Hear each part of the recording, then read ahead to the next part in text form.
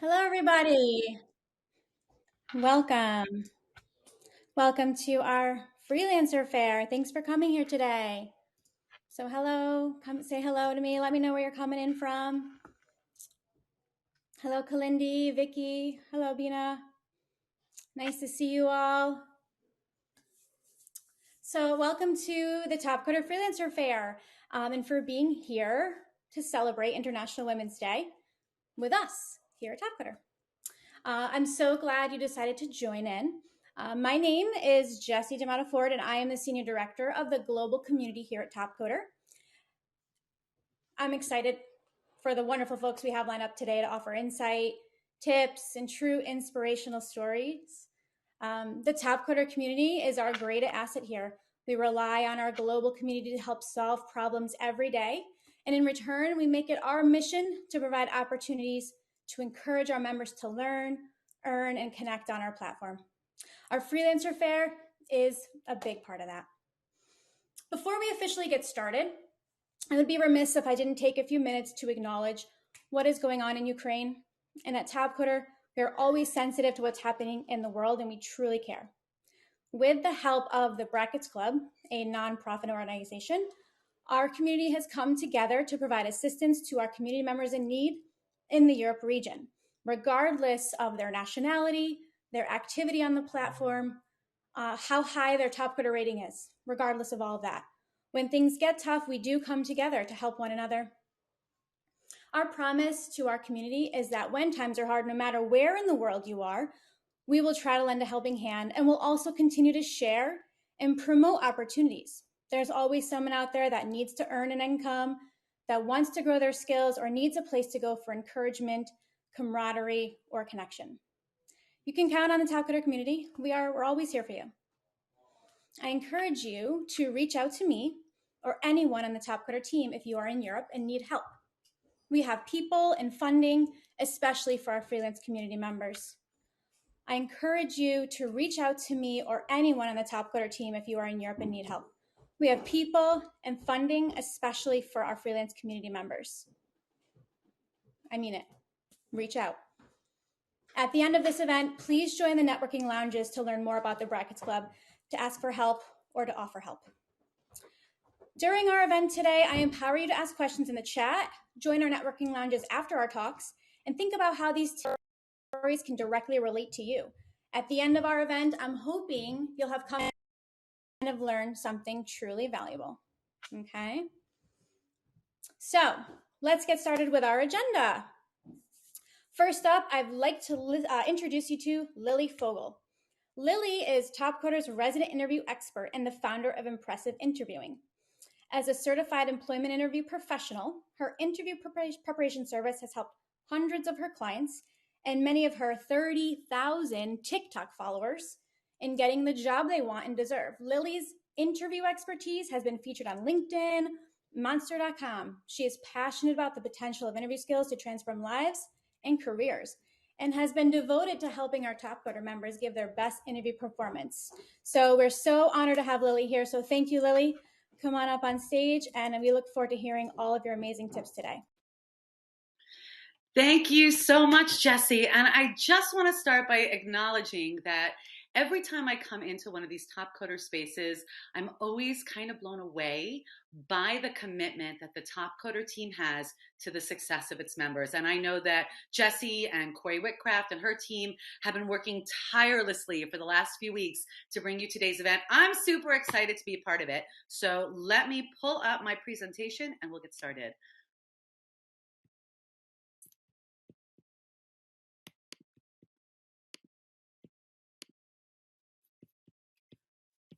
Okay, I hope you all can see me. Is that a yes?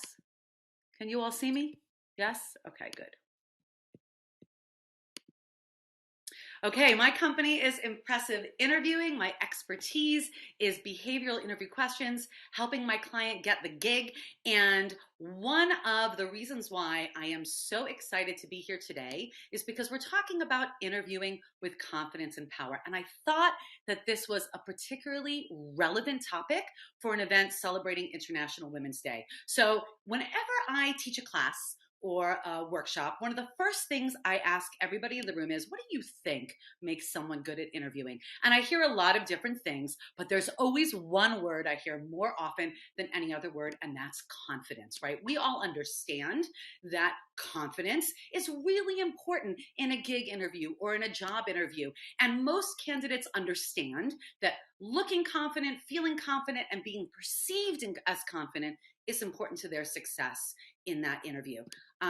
But many of them don't feel confident. And I get lots of calls from clients here in the United States, men and women here and around the world, asking me for help and asking me to help them feel confident. What can I do to seem more confident in an interview? And in fact, that is important because interviewers, when you interview for gigs, when you interview for jobs, they're going to look for your perceived confidence. Because if you don't seem to be confident in yourself, it's going to be hard for them to have confidence in you. And this topic of confidence was especially relevant for International Women's Day, and here's why. There has actually been studies done. There is a documented confidence gap between men and women and job interviews. And I'm just going to share a little bit of that data. This is from a study that was done in 2020 that showed that men generally exude more confidence than women when it comes to applying for jobs. So they posted a job position that had 10 requirements, and they had two groups. They had a group of men and they had a group of women. And all the people in both groups only had 6 of the 10 prerequisites. And what did they find? Men who only had 6 of the 10 requirements were still likely to apply for the job. They were pretty confident that even with 6 of the 10, they had a shot. But the women who only had 6 of those 10 requirements were likely not to apply for the job. So we see right away that men approach sometimes the job interview process with a bit more confidence than women do. So men in job interviews, the study showed, tend to be more comfortable than women taking personal credit for their accomplishments. And in fact, would increase what we call boasting or talking about their achievements under competitive pressure. And the men did not seem to be concerned about coming off as aggressive or too ambitious. As a matter of fact, those were perceived by the men to be positive traits in a job interview. So when men demonstrated those behaviors, when they talked about their achievements, when they took personal credit for their success, they were perceived of as confident.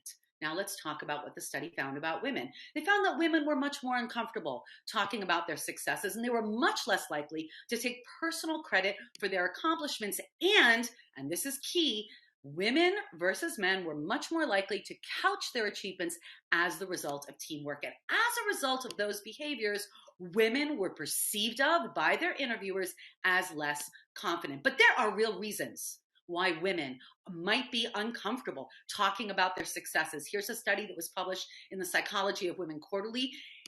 There are gender and cultural norms about modesty here in the United States and around the world that encourage women to be humble, right? That tell women that they should act with humility. And talking about their successes and taking personal credit for their successes, they fear societal disapproval because of those gender and cultural norms. They're worried they're going to be judged as aggressive or too ambitious. And by the way, the women did not think those were positive traits in a job interview. They want to avoid appearing arrogant or boastful, and they're concerned about being unlikable. And there were 3 key behaviors that the studies found that showed these are the reasons why women are perceived of as less confident than men by their interviewers. First of all, they were less likely to take personal credit for their successes. They were more likely to couch their achievements as the result of teamwork. And here's the key one. They avoided saying I. They were much more likely to use the word we. And there are risks of being perceived of as not confident in an interview, right? First of all, you could be forgettable. You could be seen as less accomplished. You could be seen as less capable. And of course, you risk losing the job opportunity. So today I'm going to show you a very simple strategy to level up your confidence and power in a gig interview or job interview. It's really simple. It's just one word. Actually, it's just one letter. It's I, right? The strategy that I'm going to show you to interview with confidence and power is to use what I call an I statement when you're answering interview questions. So let's talk about what I mean. You're going to use these I statements for every time you're asked a question that starts the following way. Tell me about a time when. Describe a time when. Give me an example of a time when. All of those questions that ask for an example from your experience, I'm going to recommend that you use an I statement at the beginning of that. And I'm going to show you how that's going to level up your perceived confidence and your power in an interview. So what do I mean by an I statement? An I statement is a simple statement that does one of two things. It says either I'm really good at that, or it says I've successfully done it before. So let me explain, or let me give you an example of just what a difference it makes when you say I instead of we, and listen for how much more confident and powerful it sounds just to change the we to the I. Because when you say we, you are saying what the team accomplished, but the interviewer doesn't necessarily understand what you contributed to the team or how you're responsible for that accomplishment. Whereas when you say I, you're telling the interviewer what they can expect from you. So here are some examples. A we statement.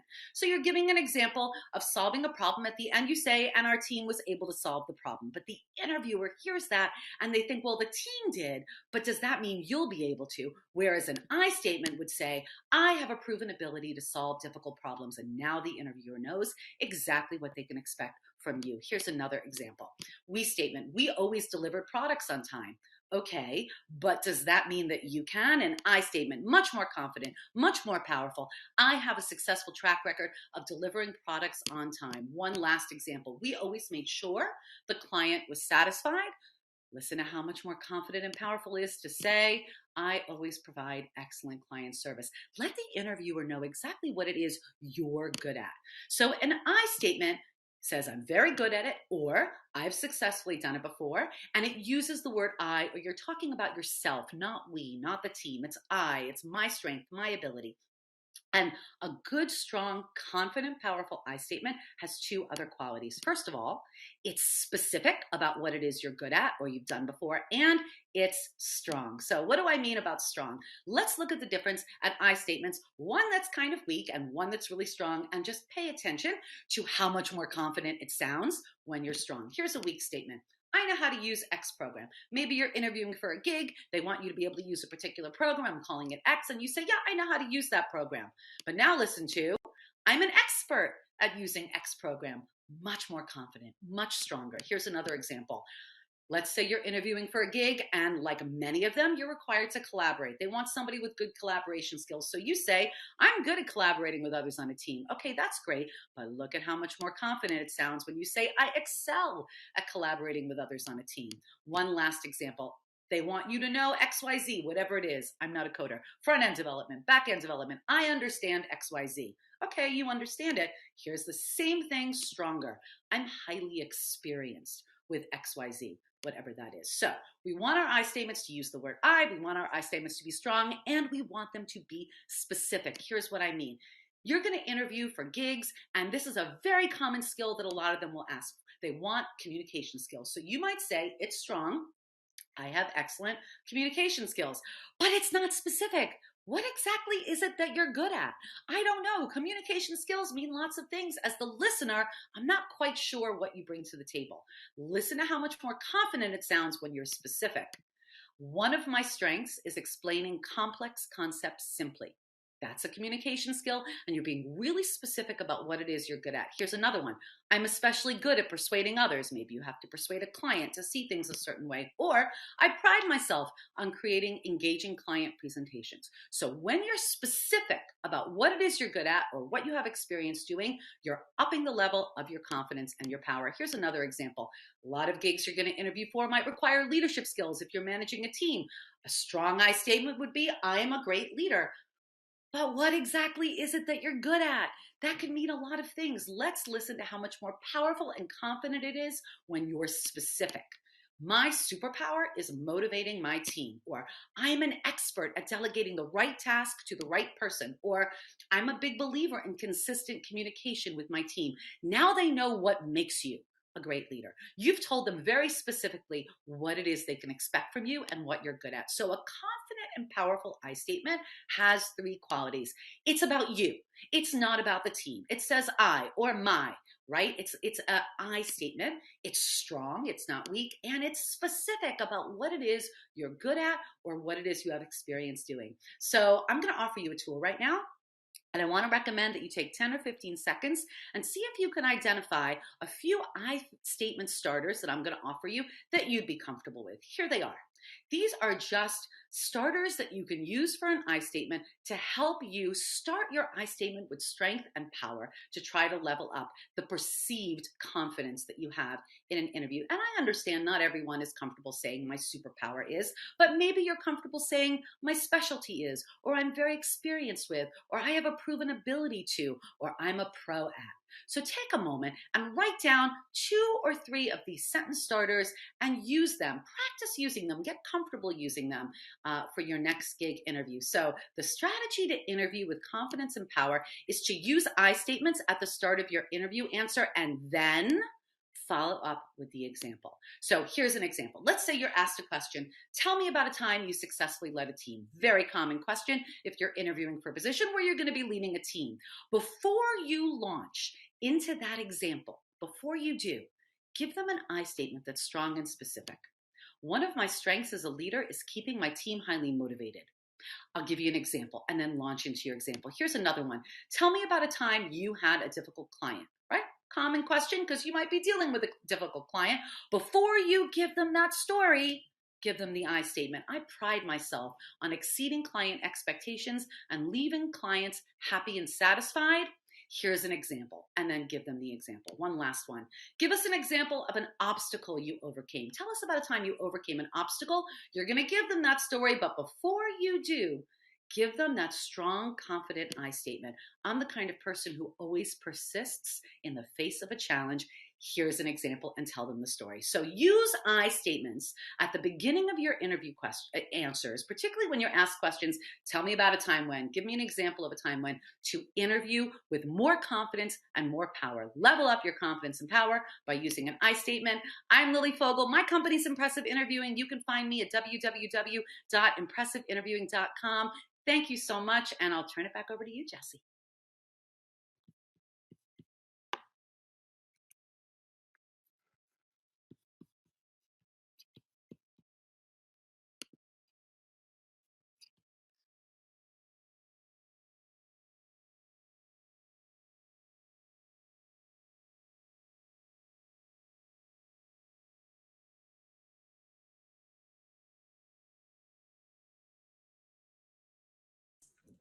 Okay. I'm sorry, guys. Can you hear me okay? Thank you, Lily. My apologies. All right. So that was great advice. I hope you guys do check that out. On our website, we have a number of other tools that Lily has provided for our members. Okay, next up, we have Ryan Lavender, the founder and head of analytics for Red Navel Consulting. He has a passion for the internet, using it to build things, to solve problems, and ultimately helping people. This passion changed his career path and pushed him to be an entrepreneur and found his consulting company, Red Navel Consulting. So let's welcome Ryan onto the stage. We are so excited to have you here. So thank you, Ryan. Hey, thanks, Jesse. You guys hear me okay? All right. That was awesome, Lily. Fun fact, if you add up all of my social media followers together, that's not even a third of what Lily's has, so that's pretty impressive. Good stuff. Great. Well, I will get into presentation mode, and here we go. All right. Can't see you guys, but I assume you'll talk to me if you can't see something, but I should see my screen now. This is getting your first freelance clients. Again, my name is Ryan. I have Red Navel Consulting. A lot of people ask how you chose a weird name like that. It's just my last name backwards, so it's not some weird infatuation I have with anything with red navels or something like that. So a little fun fact. And I do have my email here. If you have questions any point in time, feel free to just shoot me an email. I love helping. So just a quick kind of sort of, is freelancing worth it value add, or just like a motivational factor. I've been freelancing now for, I think it's been 5 or 6 years. It's a little bit fuzzy with timelines nowadays, but I've been freelancing for a while. And my first 3.5 months as a freelancer, I guess as a kind of an agency owner, I made more than I did my whole last 12 months previously at a full-time job. And so obviously, money is one very small aspect of freedom, and that's originally how I was kind of like interested in this. But nowadays, there's many more freedoms and benefits of freelancing besides just I can make more. You could choose who you work with, when you work, where you work. It's just so many benefits. But freelancing isn't as hard as it may seem. You have to do a lot of work, obviously, to get to this point. But you definitely can do it. So just kind of like a motivating factor there that I know I was drawn to, and it's just a realistic thing that actually happened. Who am I? A little bit of who I am.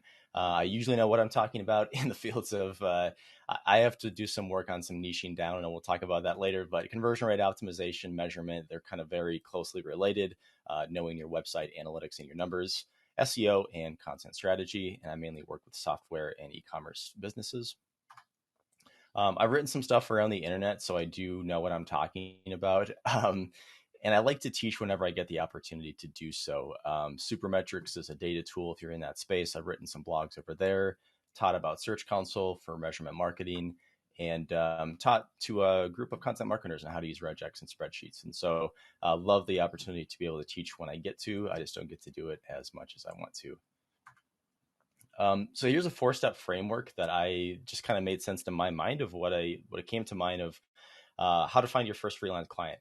And hopefully you appreciate that I tried to spend a lot of time trying to think of an acronym for this, and nothing came to mind. So if you're good at acronyms, please shoot me an email and DM me. I probably have a lot more work for you to come. But find your passion. You've probably heard that before, and it may sound cliche, but it's just so important. And we'll talk about that a bit later. But find your passion. Make sure you niche down, and we'll talk about the appropriate amount of niching down to do when you know when it's still too broad, or if you're too niche, which is usually not the case. Become great at it. Obviously, can't substitute for just raw skills. Provide value to others. So I crossed out do what you love here because if you're like me and changed your major in college more than once, you can be indecisive. And if I chose what I love right away, it would have been just a lot harder. I feel like I wouldn't say perfectionist, but just make sure you're always doing what makes you happy is kind of the overarching theme here. I don't think there's such thing as a perfect career or like a perfect niche. As we'll see in a bit, I've changed a lot under just the domain of marketing and different types of marketing. Just make sure you're always doing what you really enjoy. And this is to show that my career so far. So this is all under the domain of marketing, but I've, originally probably at least a decade ago now was a social media manager, a project manager. I used to be into video and photography. Finally got into analytics, and that's kind of where I've been for the last 5 to 6 years. Still, there's lots of different subsets of analytics. And now I just do whatever it takes. You'll find that being a professional problem solver is a very important skill to have. Here's an example. And when I say that the riches are in the niches, I don't know where I originally heard that quote, but it kind of stuck. Obviously, it's a little bit catchy. I really like this quote by Seth Godin, by the way. Almost all his books are worth reading. All of his books are worth reading, rather said. Be a meaningful specific and not a wandering generality. I like that quote. Here's an example of if someone was to introduce me and 2 different ways, like who would you want to hire if you needed someone for analytics help? Meet Ryan. He's in SEO. He's in a measurement, email, copywriting. Oh, and he'll do your social media marketing too. Okay, so a lot of different marketing areas. How about this one? Meet Ryan, the guy who knows everything about Google Analytics for SaaS businesses. If you're a SaaS business and need Google Analytics, I am definitely going to be on that short list to talk to. Here's an example of probably not even a too niche scenario. So starting out with business development as the parent and all of the children under that. So SEO is a subset of business development. Technical SEO is a subset of SEO. Shopify technical SEO, being the CMS that is used, is a subset of technical SEO. Shopify technical SEO for B2B businesses, another subset, and then Shopify technical SEO for B2B SaaS sites. It sounds super specific. I promise you that is not too niche down whatsoever. There's going to be thousands, maybe hundreds of thousands of businesses you can still help, thousands for sure. So that is not too niched. You are going to sell so much faster when you get into a meeting and you're the guy that does Shopify technical SEO for B2B SaaS sites, as opposed to I do SEO. Like that is just so much easier. You're going to close so many more deals. Become great at what you do. There's no substitute for this. Obviously, it's just really important. I got my start with learning YouTube videos. I have a web development background in college. I actually dropped out of college, didn't finish, and was just kind of doing my own thing with web development. But I learned more on YouTube than I did in college. Obviously, college is great. I'm not going to downplay college, but I did learn more on my own at my own speed. So just be a student of the internet. I will say, looking back now, I should have hired a coach mentor earlier on. Like I was like the course guy. I went through, still do go through courses when they make sense, as opposed to hiring someone you can generally learn faster through a course if there's a lot to cover. But as soon as you can hire a coach or a mentor, just do that and ask them questions. Obviously, someone who has done what you want to do and is further along. Um, if you have, whenever you can hire them, please do, because it's so much more valuable. Currently, I have 4 coaches in different areas, and I would not trade that for anything. It's just so much more fast. Provide crazy value to your clients. Like I said, focus on being an amazing problem solver, obviously within your niche, but there's going to be often times when you don't know that many times rather, when you don't know that exact answer to that question. And just be someone who, it sounds overly simplistic, who is an amazing Googler and who's just an amazing problem solver. Because oftentimes there's a new website platform that I've never dealt with, and I have to go figure out the documentation in that, and then figure out how to implement analytics or SEO or all these different things. And I don't know, but I figure it out is the end of the day.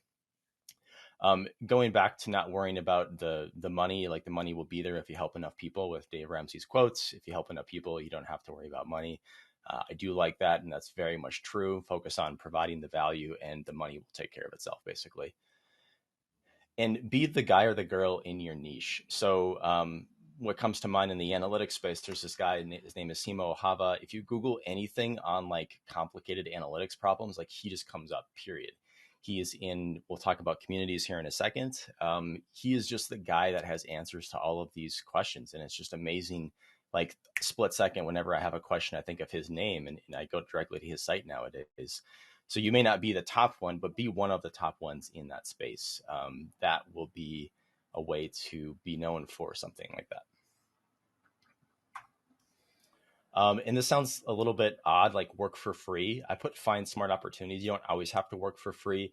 Earlier on, I wish I would have done this faster, because I would work, and then I didn't want to work for free because I thought that was not the right thing to do. So I would charge, like 50 or $100 for a small, kind of like a task, not even really a project. But for sometimes it was projects, because I was charging very minimal amount early on.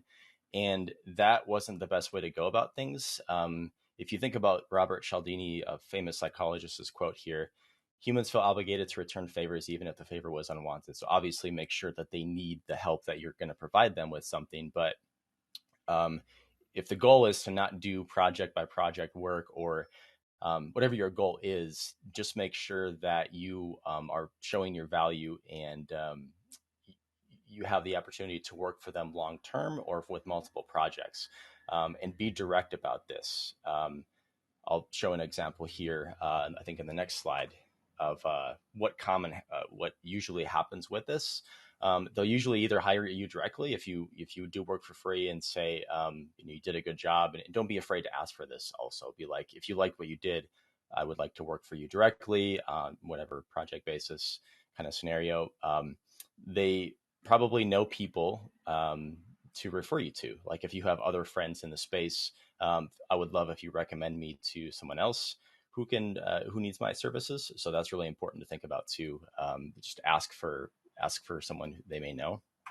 Most people are more well connected than we think.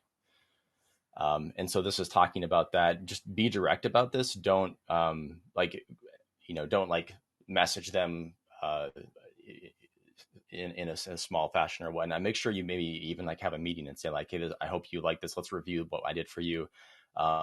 Did you like this? Can we do this on a recurring basis, etc. Also, I wish I would have asked for more video testimonials early on. Written testimonials are great too. You can fake those. So video testimonials don't lie, and it helps build trust a lot faster with potential prospects who want to hire you in the future. So those are really helpful to add to. I have a link at the end of this of what questions people can just answer in a quick 60-second testimonial, just so it's not hard. But as an example, nowadays, whenever someone is looking to work with me, I have a page on my site where it's just probably like 20 testimonials at this point, and it's just a page where they can just read about their specific problem and someone else I helped with this. And these aren't all clients. These are even from people I just did like one-off tasks for that they're like, oh, this was super helpful. I don't have the work for you on a recurring basis, but yeah, I was really happy. I'd be happy to make you a testimonial. So those really help. And think about in terms of where to find potential either work for free opportunities or just smart opportunities. If you are a web designer, let's say, it's really smart once you know you have your skills well crafted to try and think about working with an agency. Again, don't burn your matches too soon and work with an agency before you are like really good at your craft, because obviously you want to make sure that you're delivering A+ work.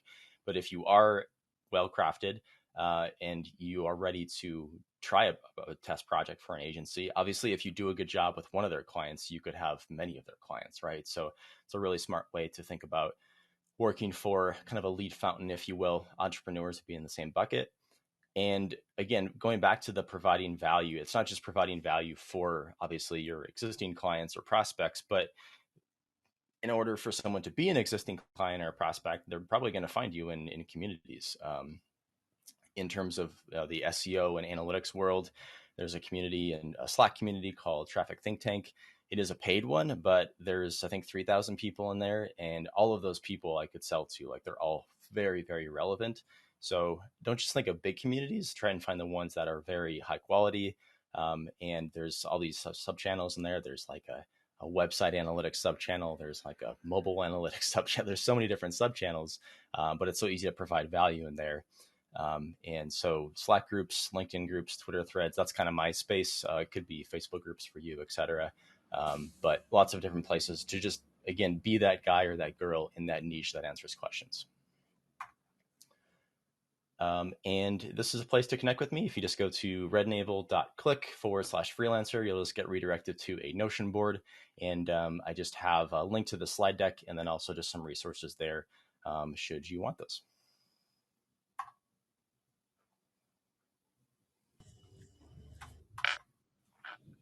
Thank you, Ryan. That was fantastic. Really, really appreciate it. And Ryan's actually working with us at Topcoder right now, so thanks for all you do, Ryan. Awesome. Thanks, Jesse. Okay, next up, we have Alina Udalite. Alina is the founder of Freelance Business Community and a senior event marketing and operations executive with almost 20 years of experience in B2B and association events management. So we're so grateful to have her here again today. She was at our last Freelancer Fair. So thank you, Alina. We look forward to hearing from you. Yay. Awesome. Fantastic. Actually, it's very cool to be here. Thanks a lot, Topcoder, for inviting. Pretty exciting stuff. I love sharing tips, the freelancing tips specifically, throughout all my experience and what we have learned at the freelance business community. Just making sure my slides are up. All good? Yeah, cool. Well, I've heard what Ryan said. Ryan, thanks a lot for your presentation. Lots of interesting insights. Some of the things I'm going to repeat as well, just because they're important for you guys. And I'd like to start by telling a little bit about freelance business community as such. You'll hear me talking about ideas later on. Well, it started as an idea. In 2018, I wanted to connect with like-minded people here in Belgium because I started freelancing and I didn't know where to find answers, how to connect with people, where to find customers. And so something that started with 50 people local meetup in 2018 nowadays is a global organization. And last year, we have hosted and welcomed 2,400 attendees at our events and featured many more speakers and experts who shared their expertise and, told freelancers around the world how to do business, share the tips and tricks. And in 2021, actually last year, a part of running events, we have also held masterclasses. We produced a number of publications. We invest a lot in the content development so that freelancers around the world could read and get the insights and tips from our blog and our books as well. We're very proud that we have actually provided work to freelancers. There are lots of communities that are acting on a volunteer basis, which is totally fine, but we stand for what we pitch. We think freelancers needs to be paid. So we provided jobs to 8 freelancers from our community. I'm very happy about that. And we have issued our first freelance business book, which is actually a collection of all the insights and expert opinions that we have heard throughout the year from our speakers, freelancers like yourself, successful entrepreneurs, C-level executives. So anyone who actually know what they're talking about. And these are the tips I'm going to share with you today. All those tips are coming from the freelance business book. That is available for you for free. It's a free resource, and we do actually everything for free to freelancers as a community. And you can find the advices and opinions from starting your freelance business to growing your freelance business, how to get hired, how to work with platforms, negotiations, legal aspects, anything that you might be needing in your freelance business, you may find in that book. So while I'll go through the tips in the remaining of the time, it's going to be, I'll be bombarding you with lots of information right away. These are tips that are answering what you need to do, right? Obviously, you also need to know how to do these things. So how to do all these things, you can find in the book. So definitely have a look. So let's get it started. I have about 50. I haven't even counted, to be honest, but there are a lot.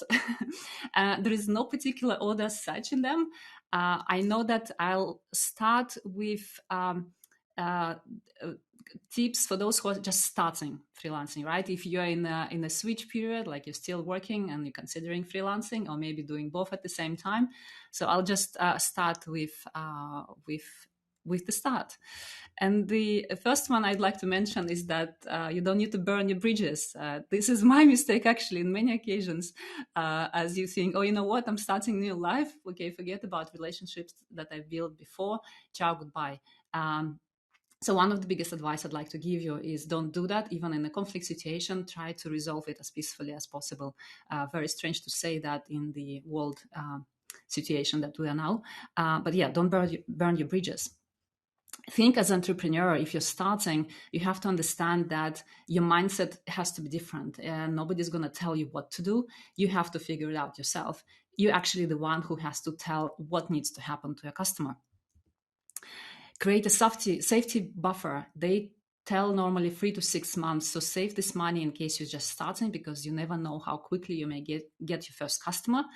The best case scenario is that you start your business already with the customer, you have prepared your grounds, but in any case, build a safety net so that, in a situation of uncertainty or crazy world that we're living in, you have some cash.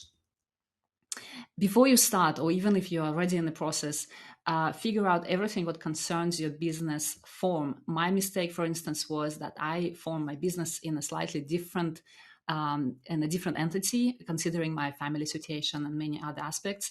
I should have done it differently. I lost lots of money in taxes by doing it the way I did. Well, Belgium is a very highly taxed country. So definitely figure out, meet with a lawyer, meet with an accountant.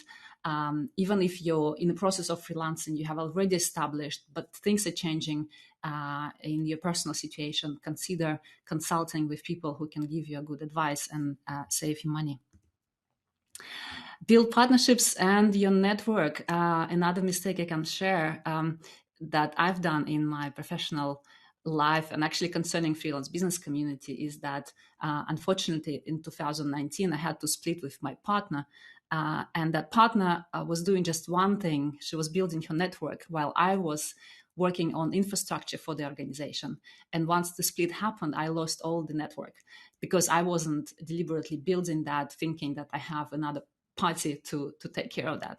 So never do that mistake. Build your own network, make sure it is protected, and build relationships.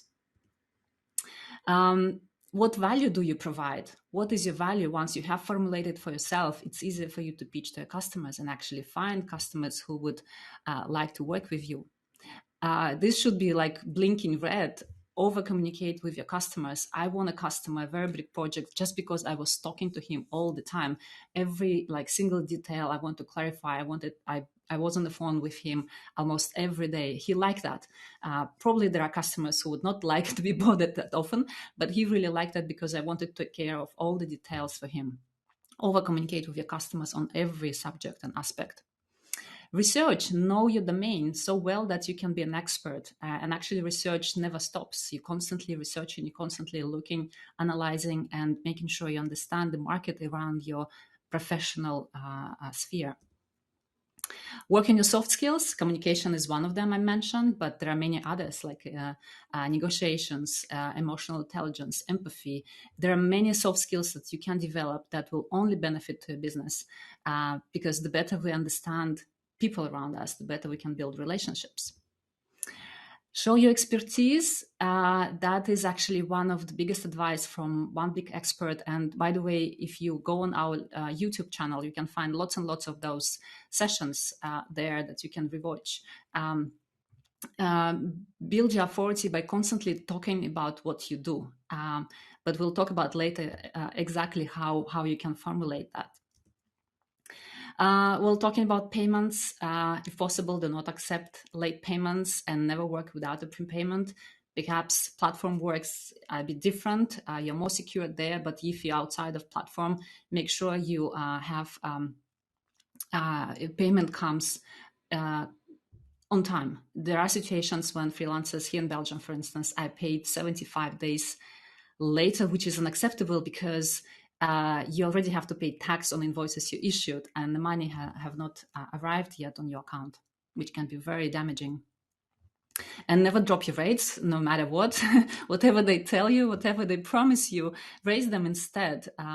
If you've been working already for several years, are you still doing on the same rate, or do you take inflation into account? If you go to doctor or some other public services, probably the rates will be higher.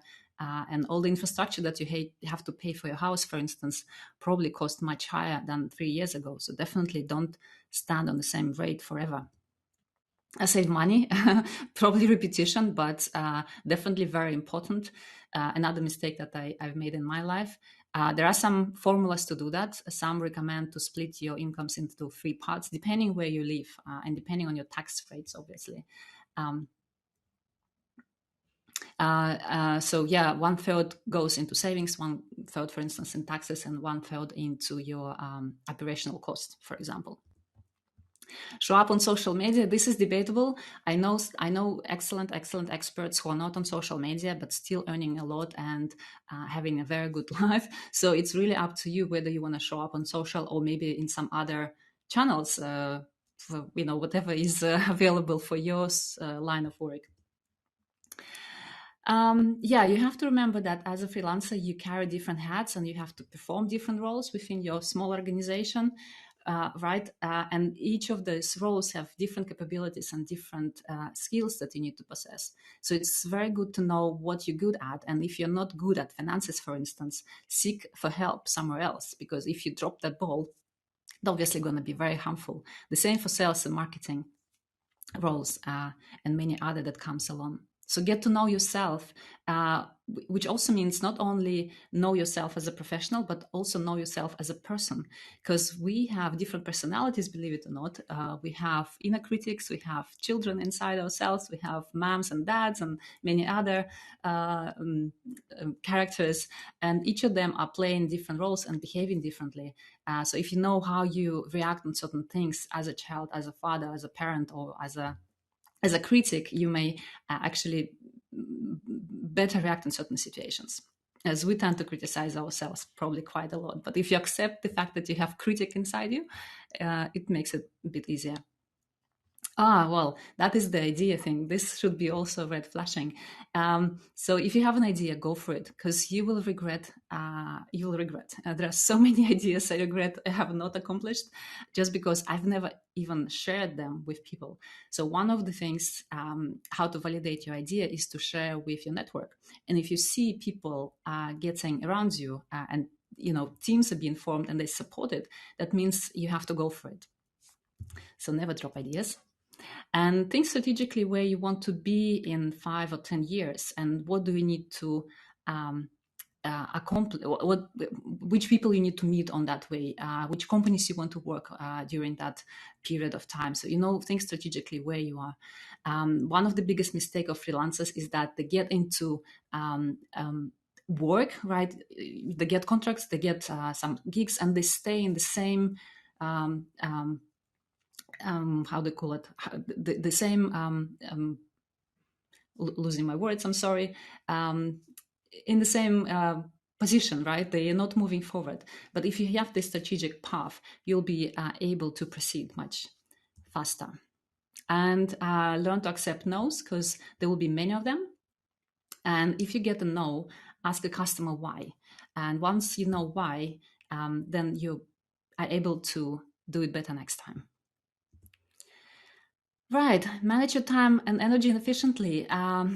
It's probably cliche, but I thought I'm very efficient in my time until I got a baby girl 2 months ago, and all of a sudden I'm managing now all the same work in 3 hours that I have available, which is quite a miracle. So that's definitely helps you to set priorities. I don't say that you have to get the baby to be able to do that, but you can train yourself to to see priorities. And if something takes a lot of your time, it doesn't bring money, delegate it. That's another advice I'd like to give. Consider doing something else. Obviously, I said do research, and once you understand how market is moving, you'll be able to provide maybe different services that may complement what you do. And in volatile times that we are in, it can be very helpful in case your main line of work has been dropped or become obsolete. And in case you cannot move forward, try to look what is stopping you. Ryan said about mentor, I totally agree. But there are mentors who do the work for money, and there are people like friends and relatives who can help you for free, right? So try to sit together and discuss your situation and see what is stopping you from moving forward. And since you're in the tech field, always keep an eye where the market is moving. That is how you'll be able to, first of all, differentiate. Secondly, be on top of the list. And the third, show your expertise, that you actually know what you're doing. Oh, personal brand. That's one of the biggest questions I've been asked all the time. Once you start showing your expertise, your personal brand will start developing on its own. You just have to choose where you want to shine, right? The only question you have to answer, what do you want to be known for? And once you keep that in head and keep showing your expertise, the authority around you will be much stronger. So you'll be recognized as an expert in this or that field that you choose. And once you understand what you want to be known for, it's easier to market yourself, and it's easier to find the customers. That is what Ryan said, find your niche. My mistake, again, was that I was spreading too thin by trying to work with different companies, different organizations. And I do have that experience. I worked with a very broad range of organizations, but it didn't help me so much in the business that I was doing. And I do event production, as JC has mentioned. So moving forward, how to start actually finding your clients, or where to see yourself. As I said earlier, in 5 years, one of the easiest thing is to make a list of companies you want to work for, and then actively try to pitch them. But pitch, probably not a good word. I would say start building relationship with them. If you have these 5-10 companies you really want to work with, try to find the right contact. Try to be helpful. Tell them you want to work with them because this and this and this, and at least get a small gig. And if it's a big brand, it's always helpful to have these big names on your portfolio. It's creates the credibility. Have your website, make it awesome. I know some marketing people who are operating without a website, and they're still trying to sell the services as marketeers, which is rather strange. So if you're in a tech, then it should be easier for you, right? It's your business card at the end of the day.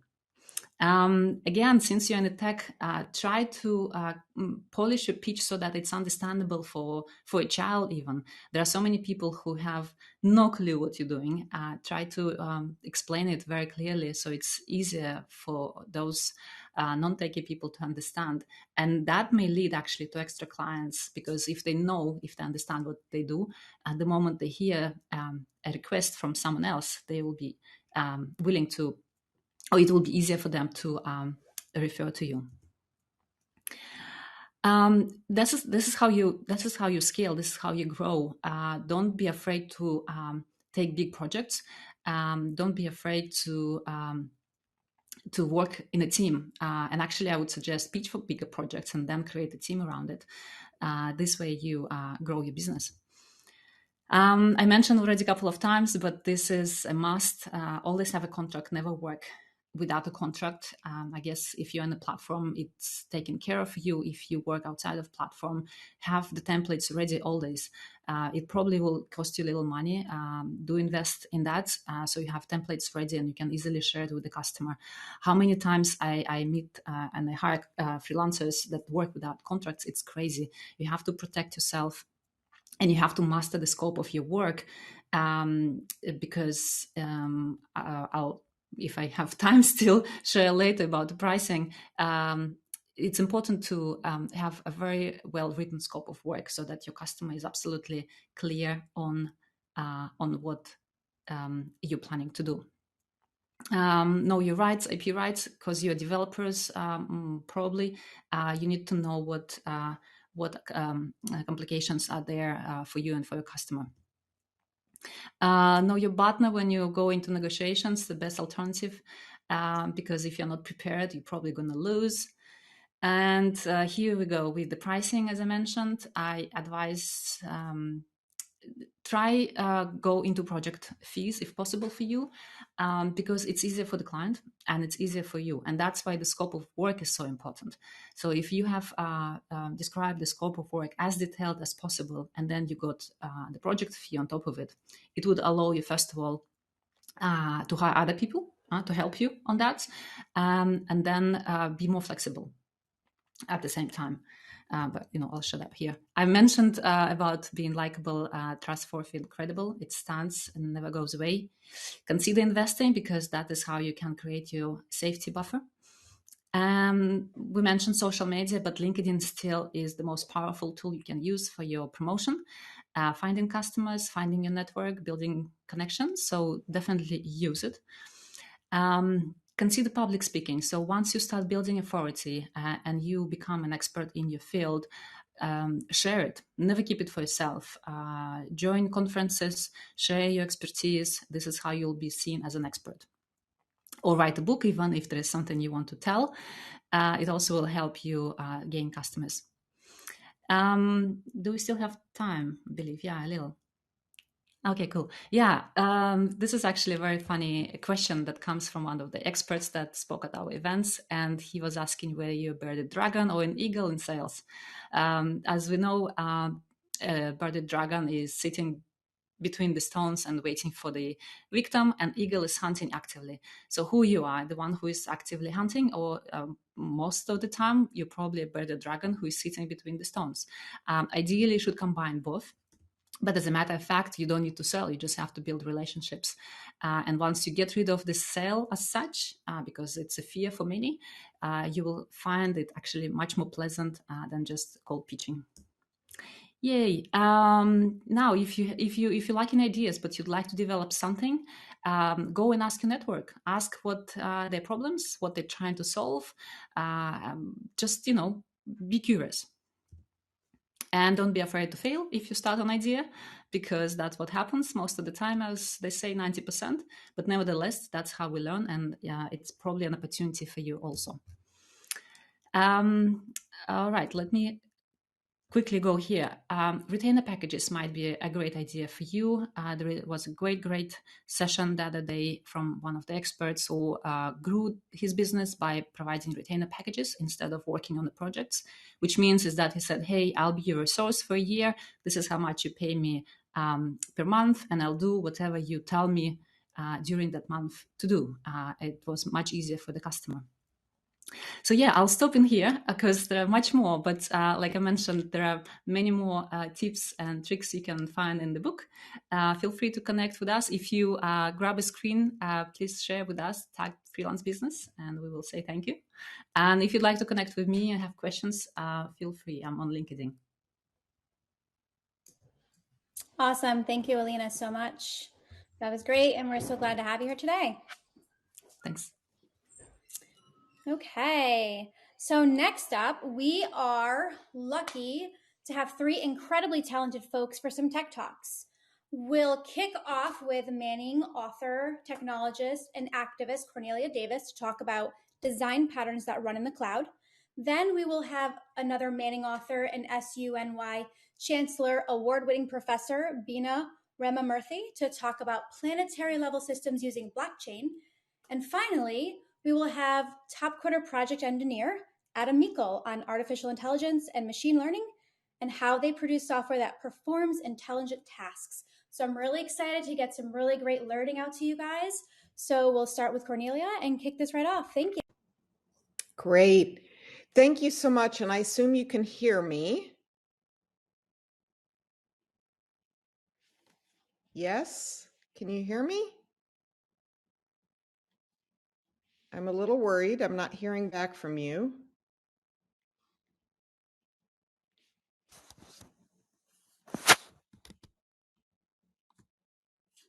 Can you hear me? Yes? Okay, now I see the thumbs up. Okay, super. Thank you.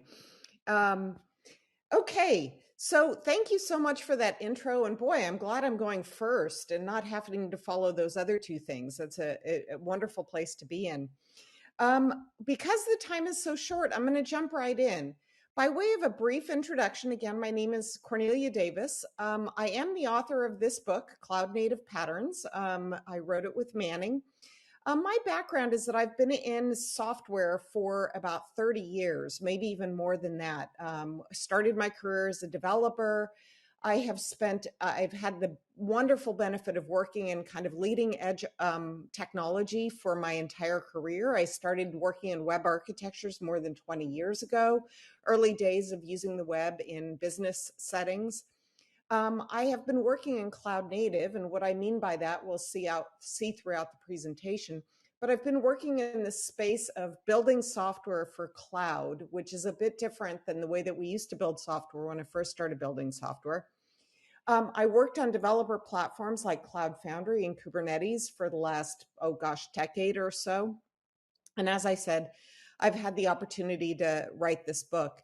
These days, most recently, for about the last 6 months, I am working in artificial intelligence and I work on Alexa at Amazon. So that's a pretty fun gig that I'm working on these days.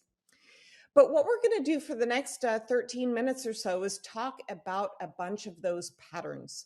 So the thing that is so unique about the cloud, building software for the cloud that we didn't have to worry about before was that it is extraordinarily distributed. When you're running an app, either on your mobile phone or a web app, it is running not only on your device, but it's running on servers that are all over the globe, and it's traveling over networks that are all over the globe. And so that poses some unique challenges because it's so distributed, and any part of that can fail at any time. And the other thing that's unique about the cloud in the setting that we're in today is that software is constantly changing. Either the infrastructure is changing, some data center is going offline and your workload is moving somewhere else, or you're just changing the software all the time because that's what consumers expect. They're constantly expecting software to be updating. So what are the architectural patterns that allow you to build software for that setting? Now, I am going to tell you that I'm going to go for a bit of breadth here. I'm just going to give you an idea. You're not going to master these patterns in the next 15 minutes, but I want to introduce them to you in such a way that you understand what the value of understanding those patterns is.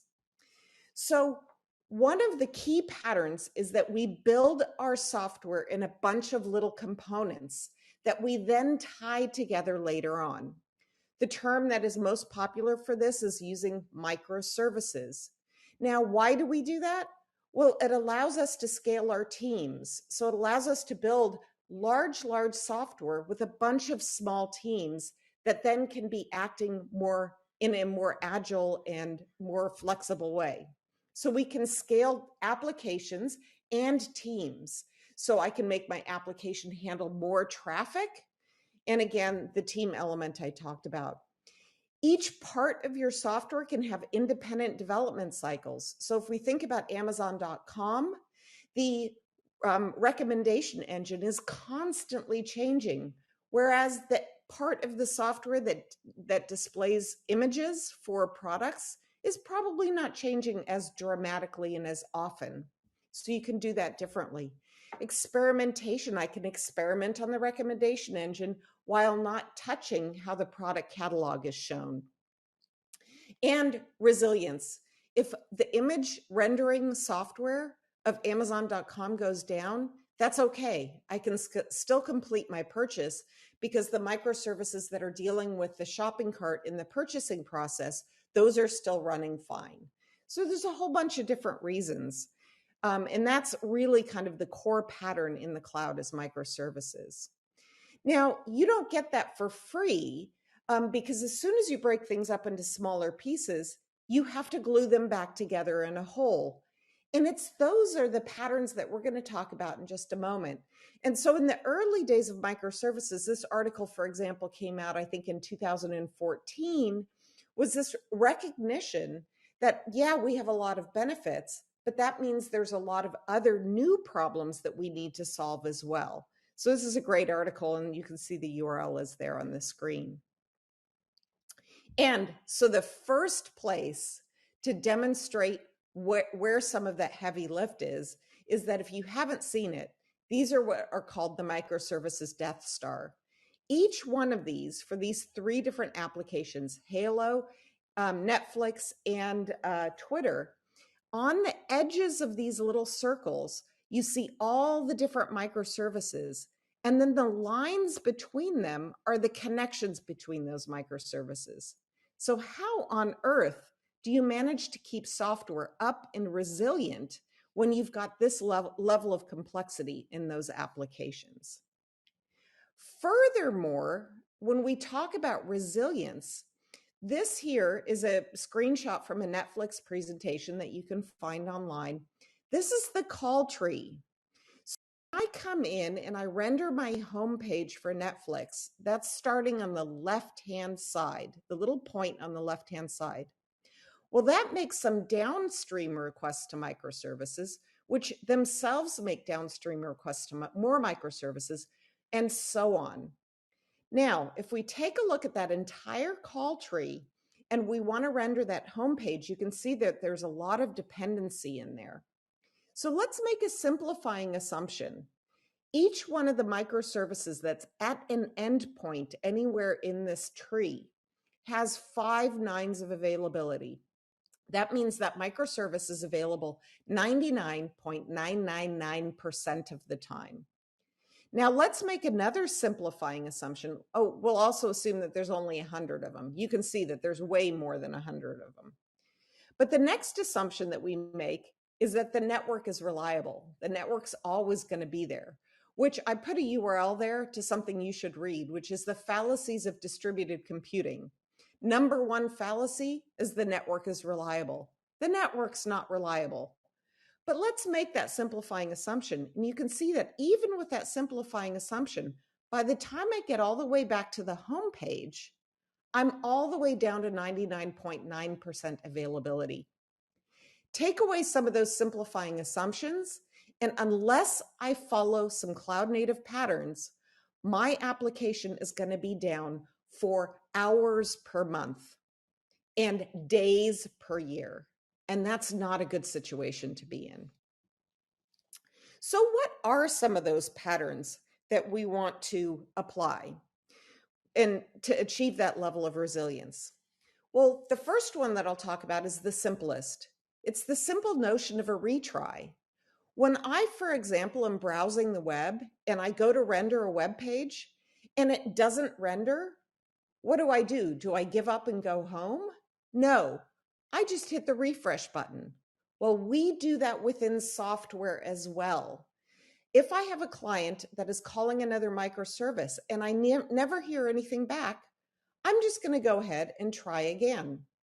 Now, talk about those downstream things that you have to worry about. You have to understand how to configure timeouts when you're doing those things. But this is a very core pattern that you can apply. Now, this can cause other downstream consequences. Imagine you have a client and it is doing retries against a service.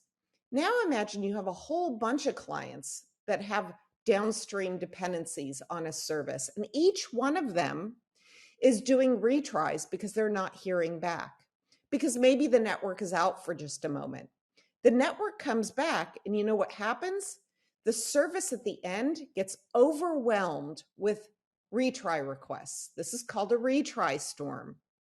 So you have to put other patterns in place to protect yourself, protect that service from getting overwhelmed. Because if it gets overwhelmed, it goes down. And then remember, we're not 99.999% available anymore. That's gone down, which is going to cause all sorts of downstream consequences. So what is the pattern that we put in place there? Well, it's something called a circuit breaker.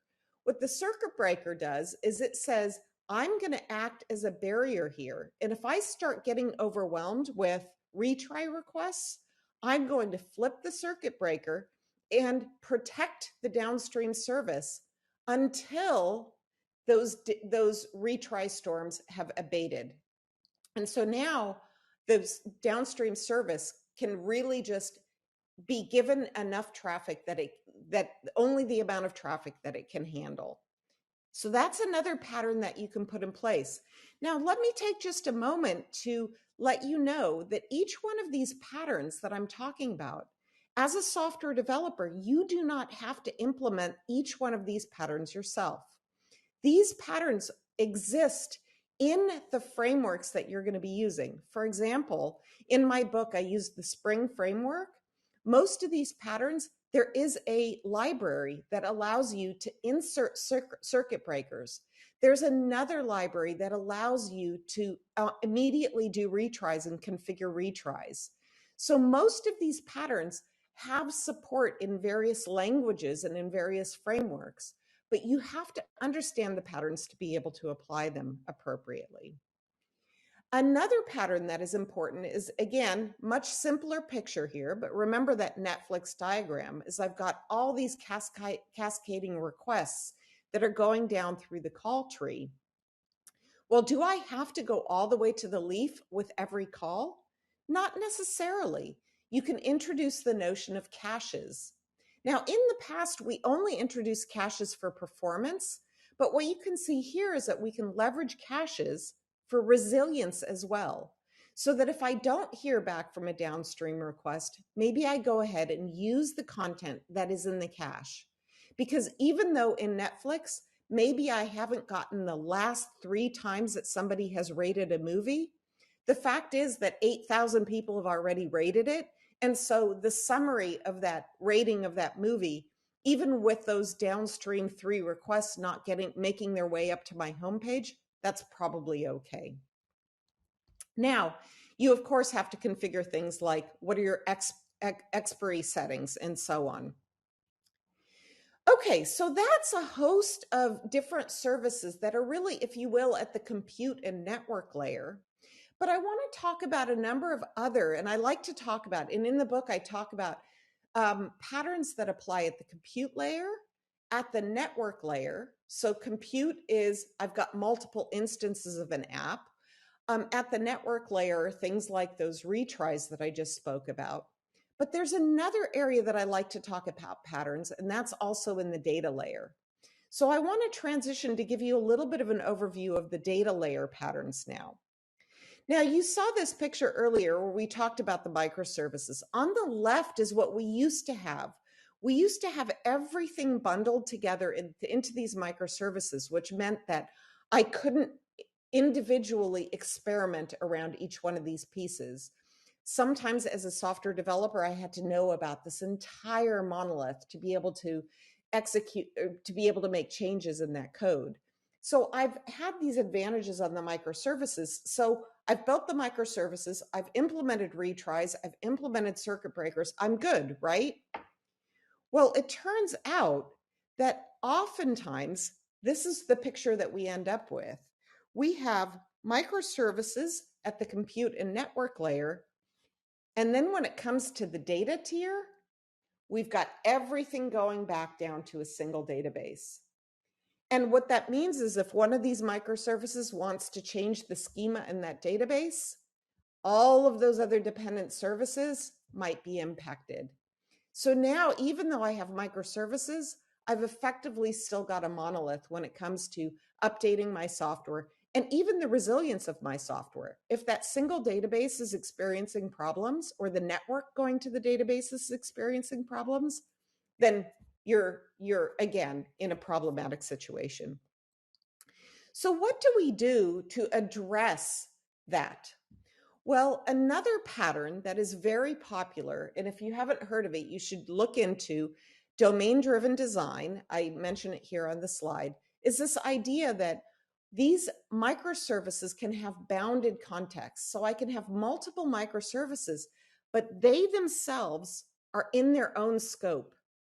And within that scope, we're not going to share outside of that scope. Now, what's one of the things that we don't want to have to share then? It's that data tier that I just talked about. So if I can now say these microservices or these bounded contexts are broken down into smaller pieces, my data tiers are going to be broken down into smaller pieces as well. So sometimes we talk about every microservice having its own database. This gives you some advantages around things like, well, I don't have to use a relational database for everything. If I'm doing, for example, a social network, I can use a graph database for part of it, and I can use a relational database for maybe more of the transactional things. I can back up and restore those things independently. Those are all significant advantages.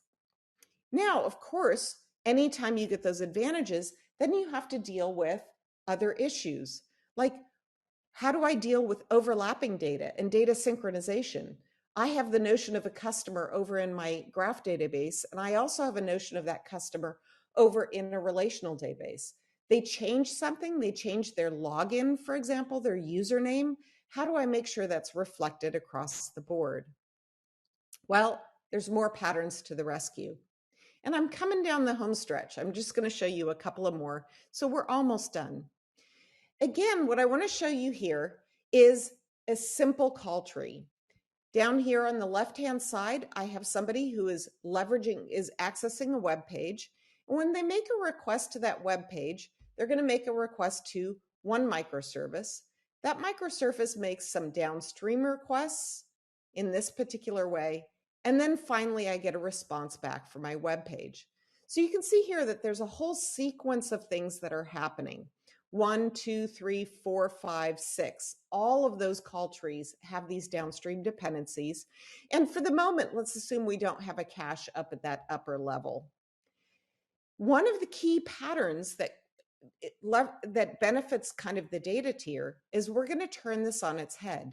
Instead of a request response, which is a core pattern, absolutely, in distributed systems, I'm going to turn that on its head and say there's parts of this network where instead of being request response, I'm going to be event driven.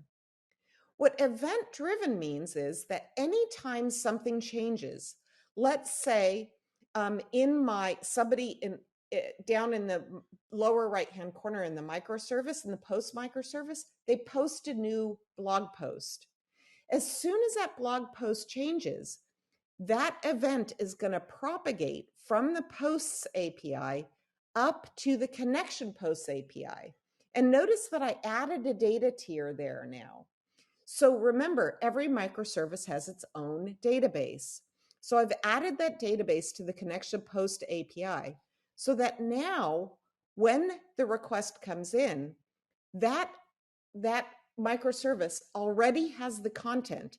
The event has propagated from down in one of the leaves up into one of the non-leaf nodes in my microservices Death Star. Now, the final pattern that I want to move towards is that, so now this is the picture that we have. So instead of, remember the 1, 2, 3, 4, 5, 6, a whole bunch of things are on their own schedule. So I have a whole bunch of number ones and only one number 1, 2. So you can see that things are happening in parallel. That's what those number ones mean. Now, here's the thing though, is that I've now got tight coupling. Does the post API have to know exactly that it needs to send the event to the connection posts API? And same thing with the connections API?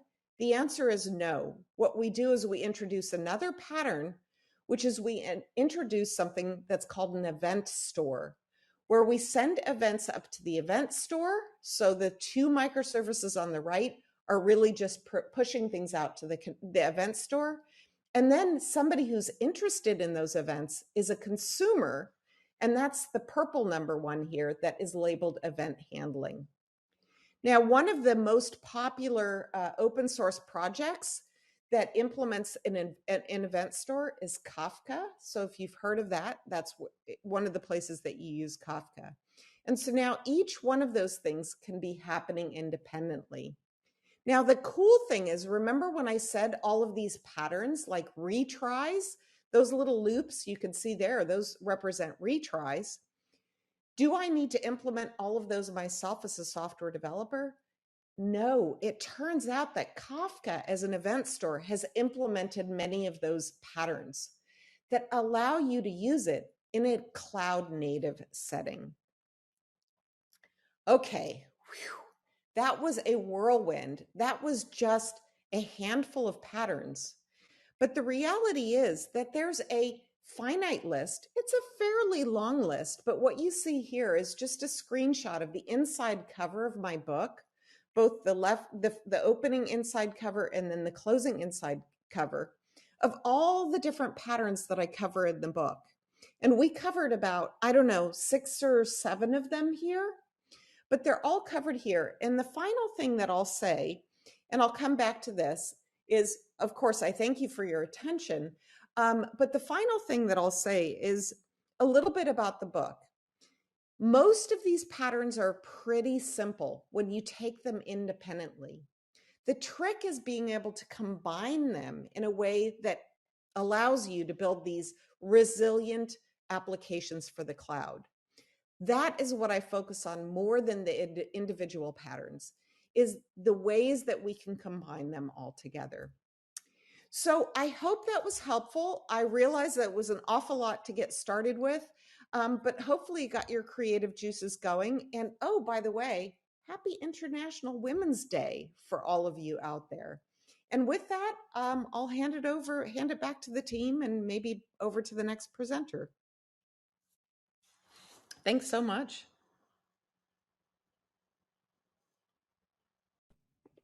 Thank you. That was fantastic. We did have our next speaker ready to go. I think we did lose connection for a second, so we will bring her out right away. Okay. Hear me? Yes, we have you, Bina, if you want to Yeah. get ready for your presentation. Yeah, we have flipped. That's all right. All right. That was a fantastic talk. I wish you could come and give it in my class, Cornelia. I teach distributed system. I was taking notes. I believe in events and Kafka and everything. Thank you so much. My name is Beena Ramamurthy. I'll just keep my talk to a minimum. I'll keep talking. I'm a teacher, so I can talk for hours together. I've had classes 6 hours and things like that together. So let me begin with my presentation. Unlike many of the talks that were wonderful, I'm going to kind of venture into a demo towards the end, and I'll try to keep it below the 15 minutes that was afforded to me. So let me start off. I'm not going to read everything so you can see this. I think I've shared the entire presentation and the code on GitHub. If Topcoder has a site, I can put it there too. And all you have to remember is my name, Beena@buffalo.edu. You can communicate with me in all other social media also I've given.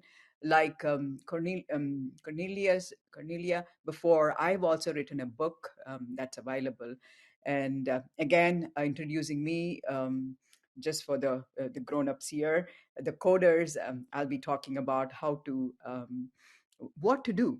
Okay, so these are the topics for discussion for today. Um, Bitcoin, everybody is talking about Bitcoin now. I want you to focus on the innovation behind the Bitcoin in blockchain.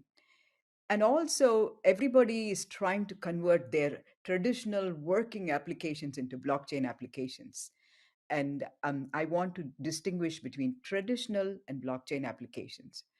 And third, what can you do with blockchain? You don't want to take the working applications like PubSub and Kafka and turn it into blockchain application. You have to be thinking about newer models. And what are those models? And what I feel we should all focus on is planetary level applications using blockchain. I'll have a brief discussion and a very, just like a cooking class, I have it all ready, and I'll show you a demo of that. And then I'll give you a reference for the book, as well as everything that I'm talking about is available in a single place, and you can always go look at that. The innovation in the Bitcoin is blockchain, and it is not something that just dropped out of the sky. I want you to understand the coders who are getting into this and freelancers who are getting into this. It has been the work of 40, 50 years of math, science, engineering, and that resulted and culminated in this Bitcoin and the blockchain. And so, when you have a strong foundation like this, you can build skyscrapers, and that's what is happening. That's what we should be aiming at now. We should be looking at some really disruptive applications going forward. And again, this picture is very important, just like Cornelia pointed out. This is a traditional application with a database and a file system. And the blockchain based application does have the same thing. It is not going to get rid of the internet. It's going to have the same thing, but it's also going to have a trust element. Um, and it provides trust for a trustless world by verification, validation, and recording with consensus. How do you trust in your friend? Or how do you trust in your customer? You look at verify their credit card, verify their ID. And that's what blockchain does, intermediating automatically. And so, what I want the coders and freelancers who are watching to do is to focus on the planet. Okay. That means I don't mean the physical planet, but the applications that are extraordinarily distributed, like Cornelia pointed out, or things that cannot be done in your kitchen table. That's something that needs a participation of a schoolgirl in Mombasa or somebody in Ukraine. You can see that happening. You cannot go to Ukraine and help, but somehow you can use the blockchain to mobilize something. So what I want those of you who are going crazy about cryptocurrency, coins, FT, NFT, multi-token NFT, DeFi, and others, I'm not saying anything is wrong. I am working with DeFi, NFT, FT, but also use them, turn them into planetary level system application problem solving in blockchain technology. Then you may ask me, what is a planetary level application? Can you give me an example? And that's what I'm going to do in the next 5-10 minutes. Okay, I'm going to keep this slide, even though it's got a lot of words. Look at the fourth paragraph. One of the areas that is wide open are the large scale global problems that cannot be effectively solved by any centralized authority. For example, global cleanup, global climate issues, global hunger management. You cannot bring somebody who's hungry somewhere to USA to feed them, a single person. But if somebody can help there, that to solve that problem, and you can send the resources. So that's the kind of problem we should be talking about. I think environmental, social government, ESG has become a big acronym in organizations. Just translate that, scale up to global people and entities. The solution for such global problems lie in the participation of diverse people. So it is from the participants. When I say participants, it's not just people. It's also other autonomous items that are there, robots and vehicles that are coming on the road. Everybody come together in an ecosystem. And who's going to support the trust layer for them? The blockchain technology. And it is going to be the enabler for this collective operation to solve planetary problems. So I have solved representative problem in my book. I'm literally picking up that statement and giving it to you. Representative application is United Nations says it will pay individuals some incentive, micropayments for every container of recyclable plastic collected. You're required to design and develop a decentralized solution to facilitate this process. I call it massive planetary level cleaning micropayment system or something like that. But understand this plastic cleaning is simply a metaphor for something that you can do at the planetary level, like feeding the world. You know, seven million, I don't have the number, only 2.8 billion people of the 8 billion have bank accounts, and cars cannot have bank accounts. How can you make them all have some monetary system and also be able to eat and learn and educate themselves and do well for themselves? And, okay, so here is a centralized model for this application that I'm talking about, cleanup. Okay, so organizer like United Nations puts the money in a bank, uh, regular traditional bank, and then somebody collects the garbage, and then um, they, let's say they collect 5 bins, they collect 1 bin, they collect 2 bins, and for that this banker pays, there is a this organizer pays a check for $5, check for $1, check for two. That is a lot. You know, they don't even have a bank account, and they go to the bank, and in that 5, 1 and 2, half of it is taken, or they may not be even be able to go to the bank, but they go to a corner store to cash the check.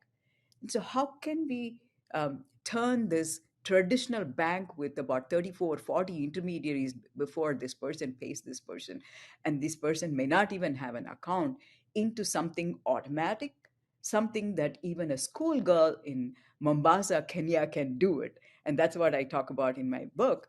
Just turn that bank into a smart contract, an autonomous agent where this organizer can deposit the escrow for payment.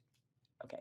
And then this person can claim payment by transacting on the smart contract.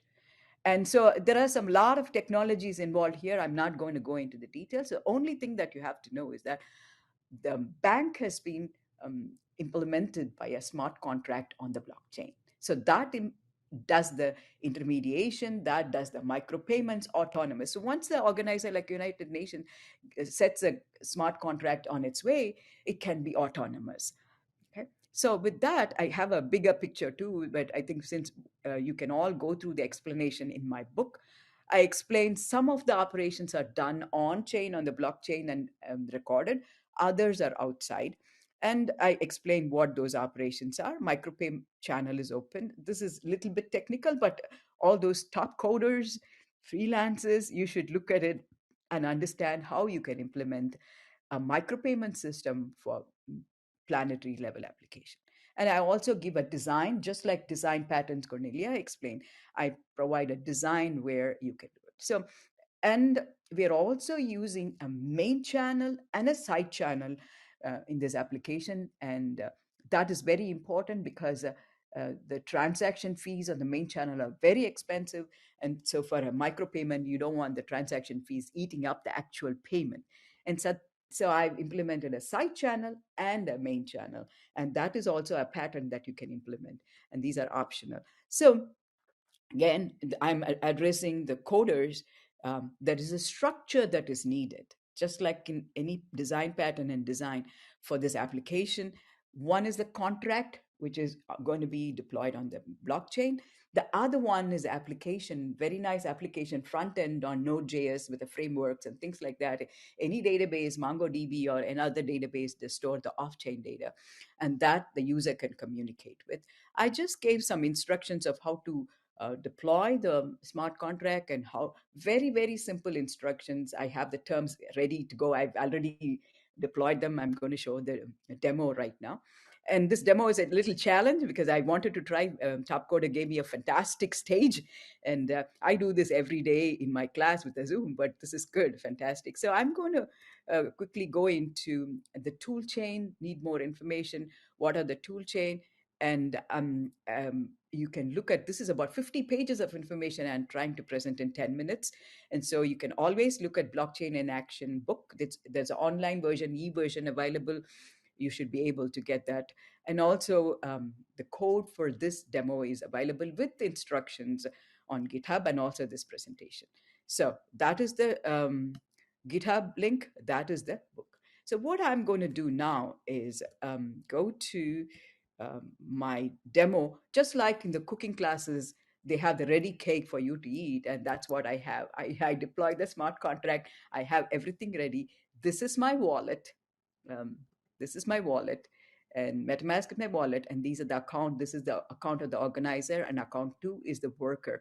I demonstrate only one worker and one organizer. And for those of you coders and freelancers, you can take this and expand it to a real full application for any application. It doesn't have to be for plastic. It could be for a chemical experiment. It could be for a clinical trial. It could be for testing the water or observing the birds, migrating birds. So it could be any planetary level system that you cannot do by yourself. Okay, so here is one single page UI for this application. And you can see that micropayment channel is deployed. That's a channel that I showed you in the picture. And the channel actually is representing the smart contract. The organizer has put in 50 toy ethers. We can run it on the mainnet if you want a real ether. So it has escrowed or deposited 550 ether for anybody who wants to collect plastics. One container, you'll be given 1 ETH. Okay, that's quite expensive, but that's all right. Quite a lot of money. And the worker currently has about 100 ether. Maybe they've collected it through other means. And so this, keep observing that what happens as I go through this. And the organizer so the worker collects the plastic, goes to a station that's outside, and the station is like Tesla charger or something like that, and they put the bin. And as soon as they do that, if it is verified and a signal comes to the organizer, and let's say 3 bins were collected, and I'm going to say, okay, organizer says, okay, I'll send you a digitally signed check, digital check for you, a micropayment. This is the signature, so that it cannot be cheated. Nobody else can send except the organizer. Okay, or they can send, but they cannot be redeemed. And then next time the person goes and collects, let's say 7 more. So you have to give the cumulative number of containers. The reason for it is explained in the book, monotonically increasing number. And then they send a check for 10 ether. Okay, let's say we are done with it. You can keep on collecting for the whole year and come back and cash it. That just like when you go put the bottles in, you collect the scribs, and it may be 35 cents, 40 cents, and once in a week or once in a month you go and cash it for groceries. And so now this person, this is the worker is getting this digitally signed check, online check, and also the amount is known to them. So what they say is that, oh, I'm done with collecting. I'm not going to do any more collecting for life. That's something good about decentralized system. You can join as you wish. Nobody is going to worry about it. You can also leave as you wish, because your identity is self-generated, self-managed. And so no school, no parent, nobody else gives you this. Okay, let me just go back.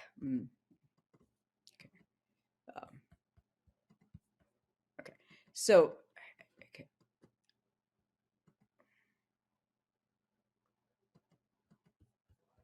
1 minute. There is a little. Okay. Come on.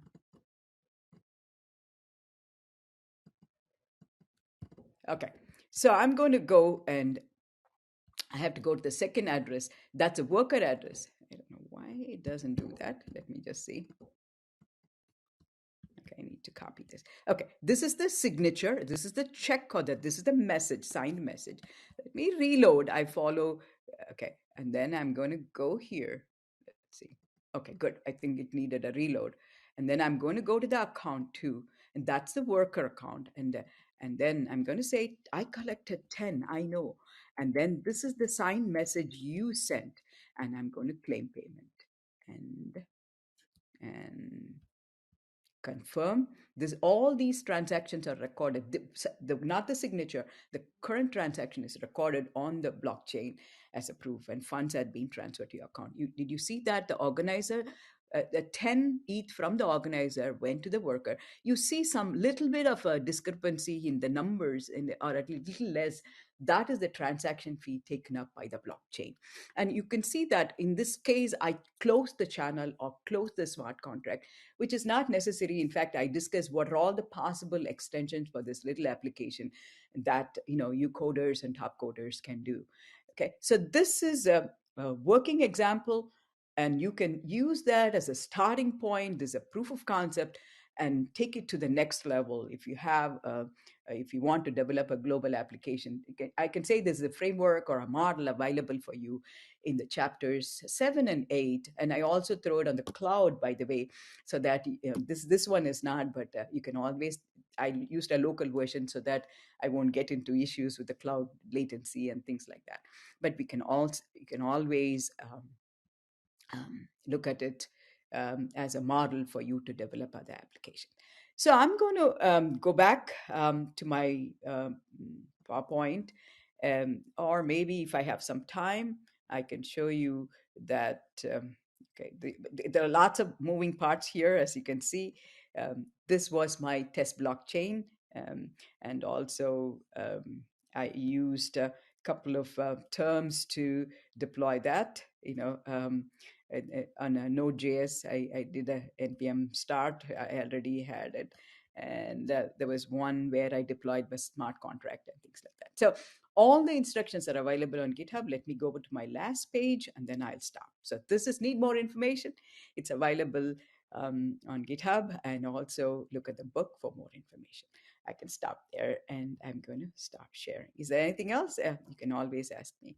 I'm going to stop sharing and close that. That's all I have, and you can always communicate with me through my social media. I really thoroughly enjoyed every one of the presentation. I took a lot of notes, as you can see, and thank you so much.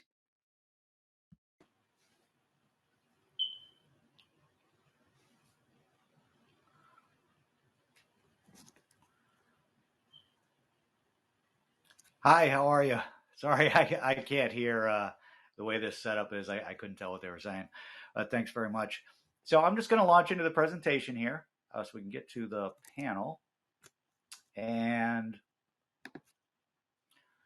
I want to just talk a little bit about my experience with artificial intelligence. And I've actually been involved in it both in college when it was kind of a hot topic, and then later on, right around the year 2000, it got hot again, and then it got hot again in the middle of last decade. And what I've noticed is that there seems to be very particular techniques that work on particular things. And so what I thought was, well, we've got obviously a lot of very qualified freelancers here. They probably don't need to hear about, a specific algorithm or anything that I've worked on. But in general, perhaps it might be helpful to say, what's my opinion of how the AI space, works? What does it look like? And then what specific techniques or skills might one use in a particular area? So this is based on my experience, my opinion. I consider the area I work in to be computational intelligence. And that's a term that's not well defined. Most people think of it as the computational variety of like modeling a biological process.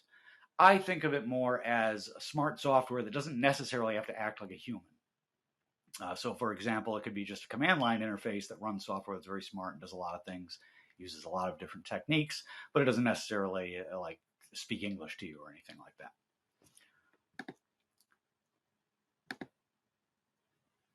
And I'm not clicking. Oh boy. Getting some lag here.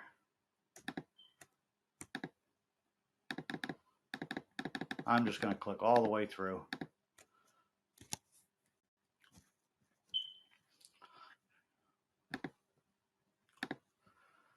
Apologize for that, a little hiccup there. So I'm actually a Topcoder employee. I've been with Topcoder on and off for quite some time. I joined as an original member, and my handle is JPEG if you want to find me. And I was a member, I was an employee, and I'm back now as an engineer at both Wipro and Topcoder. So let's jump in here. So one of the problems with AI is the term artificial intelligence. So what does it mean? Artificial intelligence is really just a cultural phrase, right? So if you've seen like Ex Machina, to me, this is artificial intelligence, right? This robot here looks human. She's obviously a robot, but she can talk, move naturally, understands the environment. More importantly, she understands humans. She understands power, and she's totally out of control. And so that's what I think of as AI, right? It's something that we can understand and easily imagine, but the technology for it is actually way in the future, and we can't do this today. And and obviously in this particular case, she's kind of scary, like all excellent science fiction. So what I would like to do is just launch into just a few categories of what I consider artificial intelligence and how I would use them. And the first example is statistics. This is one of the most powerful tools in AI. You don't even need to know anything about the problem domain to use statistics. You can actually construct a hypothesis and you can test it. Cornelia Davis gave an excellent example of these microservices that each of them has 5 nines uptime, but together they don't. And statistics, or some of these basic mathematical tools, will allow you to draw conclusions about these microservices without knowing anything about them. And so as long as you construct your hypotheses correctly, you get a prediction. And the prediction is guaranteed pretty much to be accurate from a mathematical point of view, rather than from any domain-specific point of view. Now, obviously, it's nice to know how a particular problem domain works before you use statistical processes on it, but you don't have to. And that's the beauty of statistics. Some useful skills if you wanted to work in AI and do things with statistics. It would be nice if you had an undergraduate mathematics or statistics background. R and Python are very typical tools to use, as well as Microsoft Excel, JMP, Stata, MATLAB, and Mathematica. SQL is often used a lot because a lot of the observation points that are used to test hypotheses are generated out of databases, and it's nice to be able to massage the data. If you also know some other 4th generation programming languages like C++, that's helpful as well because it can help you get observations out of industry-specific databases or data stores. I'm suffering from some lag again here. I hope you can see me. Another category is expert systems. So this is the original kind of artificial intelligence. And a classic example is the computer that took the Apollo to the moon. That was a pretty large piece of software, which to people a century ago would have seemed like artificial intelligence. And today we just think of it maybe as a complicated calculus problem. But an expert system basically is very specific to a problem domain. And the information that the system uses is well known, and the logic that the system uses is well known. And it can be very complicated, or it can be much less complicated. So the Apollo computer at the time would have seemed like the very peak of an expert system, but it's something today that a graduate student might model in Mathematica. So with expert systems, usually the helpful skills are a fully featured programming language. You're usually going to write it in something like a Python or a Java or a C++ or something like that. You generally don't use domain-specific languages. Also helpful to know a lot about the problem domain so that you can decide what sort of tests you would use to decide if the system worked well. Getting requirements in the problem domain. So if you have experience in the problem domain, you can talk to the people in the problem domain and actually get requirements for it. The most popular area is machine learning. And so the basic idea behind machine learning is I'm a human, I can do certain things really well. How can we copy what I can do? So I can identify photos with cats, for example. So in theory, any process whatsoever that you can perform, you should be able to approximate it by a series of formulas. And typically in the machine learning space, those formulas are simply linear operators, right? Just multiply by a number and add another number. And so the theory is if you combine as many of those as you like, you would be able to approximate any function at all. And so if I say, well, I'm a human, I can identify pictures of cats, how would you approximate that that ability by using lots and lots of little functions that perform little tiny mathematics. So we may not even know what the function does. This is the beauty of machine learning. When it works, it's pretty awesome. We may not know what the function actually does, but we can certainly approximate it by basically taking examples. Okay, show me a picture. I tell you whether there's a cat in it or not. So you put thousands and thousands or even millions and millions of these little linear operators together, and you can approximate these really crazy functions that our brain does, such as identifying a picture of a cat. And a neural network, for example, is one way of doing it. There's quite a few other techniques, but they all essentially use the same idea, which is you're modeling a problem with linear operators, right? So when I take this neural network here on the right side, the output, I say, okay, here's the output I want for a given problem. And on the left side, I say, here's the input I want for a given problem. And then the network is supposed to adjust itself to give you the correct answer for this problem, as well as any other problems it's been trained on in the past. And when it works, it's the most amazing thing, machine learning. It doesn't always work. And I'll just click ahead. It doesn't always work, but essentially any other type of machine learning, it's the same idea, right? Decision trees, adversarial networks, support vector machines, at the very basis of it is linear algebra usually. It doesn't have to be. It can be nonlinear dynamics. And if you wanted to work in machine learning, these are essentially these are some of the skills you'd want. You'd want to know something about neural networks or other types of objects that they use, genetic algorithms, for example. And the most common languages, I think, right now for doing this are Python and C++. And then finally, I just want to get to applied mathematics. So in real estate, they say location, location, location. Well, in artificial intelligence, it's domain, domain, domain. Are you working in the correct problem domain? So a little earlier, we looked at some machine learning examples, and machine learning either works really, really well, or it doesn't work at all. There doesn't seem to be any in between. And the main reason for that is problem domains. So I'm going to give you some example. Applied mathematics solves this problem for us. So a couple examples. Let's suppose you wanted to compare files to decide if they were similar, and you were comparing compressed files. Well, in theory, compressed files all have redundancy taken out of them. So the actual content of the compressed file is going to be essentially look random, which means any type of machine learning is probably going to fail to compare compressed files. So compressed files are not the correct problem domain if you want to use any kind of machine learning to compare files. Another example is audio. So a record player is a great example. If you play a record and turn the volume off, you can actually put your ear down to the record, you could hear it. It's generating an audio wave, which your ear is very, very good at decoding. But it's almost incomprehensible to any computer, an audio wave. And so that's the wrong problem domain, audio waves. So with applied mathematics, you could use a transform, which takes the data from this time domain, where you're actually listening to sounds, into a frequency domain, where you basically break the sound up into frames and say, okay, well, what frequencies are being played? And then you can easily do things like compare songs, decide if one song sounds like another. And you've probably seen those apps where you just hold your app up to the radio and it tells you what song is playing. And that's all possible because of this transformation from the time domain into the frequency domain.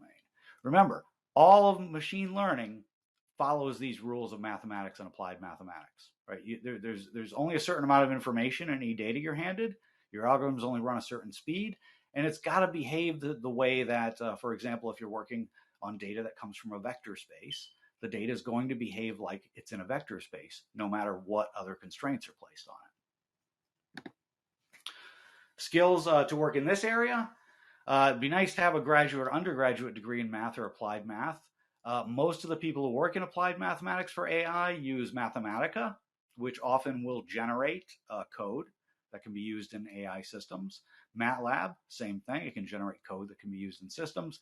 And the rest of it's usually C or C++, mainly just for compatibility across different problem domains. Thank you very much. And I hope you found the talk useful. And thanks. Thank you very much. Okay, that was fantastic. So thank you, Cornelia, Vina, and Adam.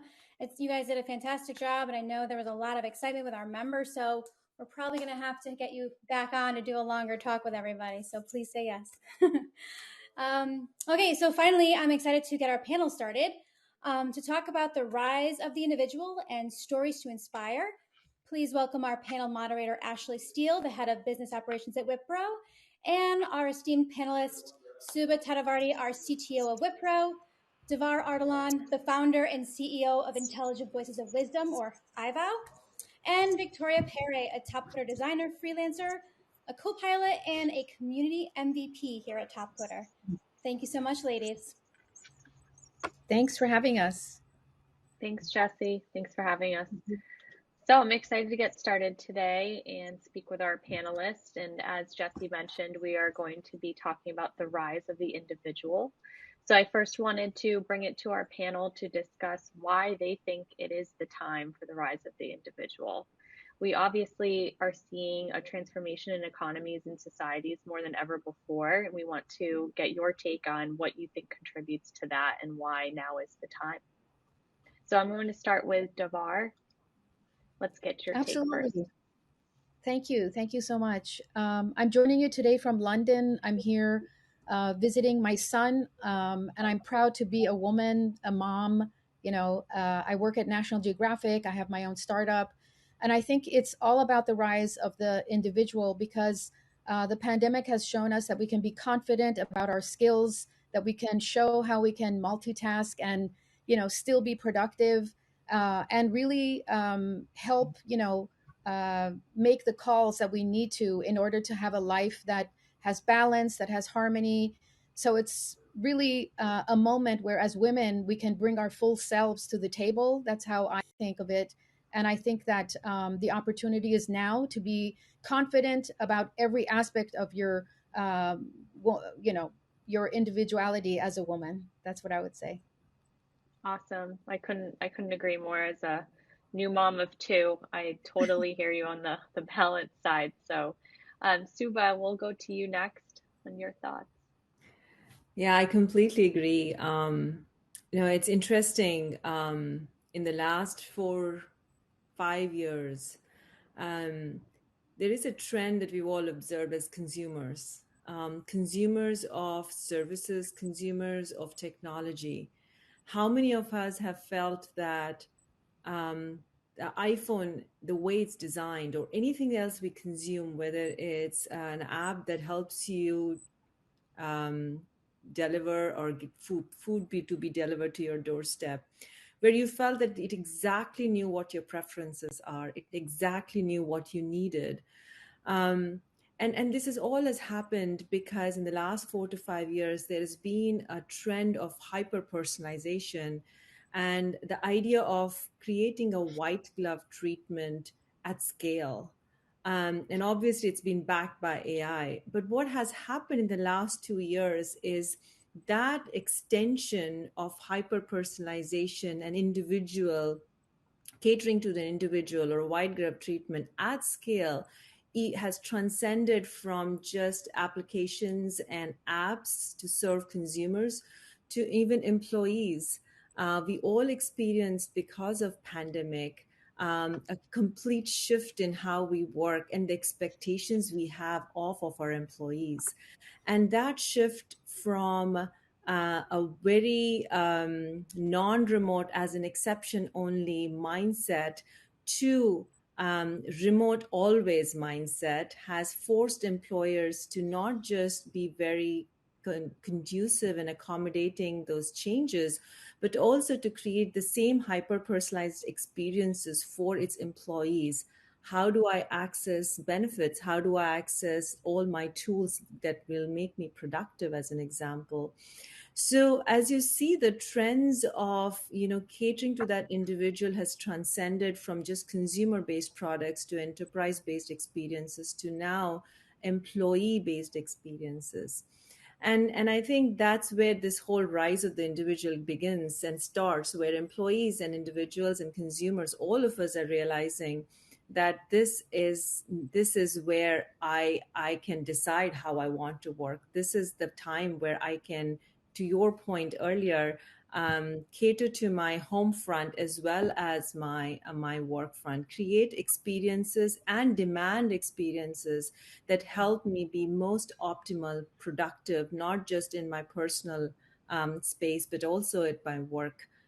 So I think all of these this is an indication of this trend of rise of the individual, where the demands of one's needs has transcended from consumer and consumer-based services and applications to work and your employee-based applications and services. And I think this is the time where we need to really sit back and realize and decide, how do we want to engage with each other and the broader community? And in my role, how do I make sure that employees of our organizations, including members from Topcoder community, we create those experiences, individualized experiences, so they keep them engaged, we keep them connected, and we serve them in ways that is most suited for their benefit. And that's where I would put my thoughts. Yeah, I think that's a really good point, especially around choice. A lot of employees now have a lot of choices, whether to be their own boss, to go out into the world and be an entrepreneur, or to have the freedom within a company to make those choices. So I think, as an organization, we have to think about providing enough flexibility and choice to our employees in this time. Victoria, next, we'll go to you. Hello, everyone. Thanks for having me, first of all, in this great company, especially. What I would like to add is, remote work. The world had to learn how to deal with it, and that's a thing, and that works. Also, I think it's less and less important what your educational background was. So if you are not not a newbie or not a freshly graduate person, even then, it is relatively easy to change your ways or your directions, which is great, I think. Also, I think that there are many people who are just not comfortable with sitting at a workplace. I wasn't, for instance, I wasn't really happy at a multinational company environment. So these are the things that came into my mind about this question. Yeah. Awesome. Thank you. Thank you. So we're going to switch gears a little bit just to talk about, we did just cover employees and their multiple choices that they have now in their career, and what they want to set out to do personally and professionally. What is the best way that you have all found to encourage others if there is disappointment, whether that be, getting a new job or applying for a new position, or even in the position that they're in, if they haven't, achieved a goal that they've set out to do? Sue, I'm going to start with you on this one.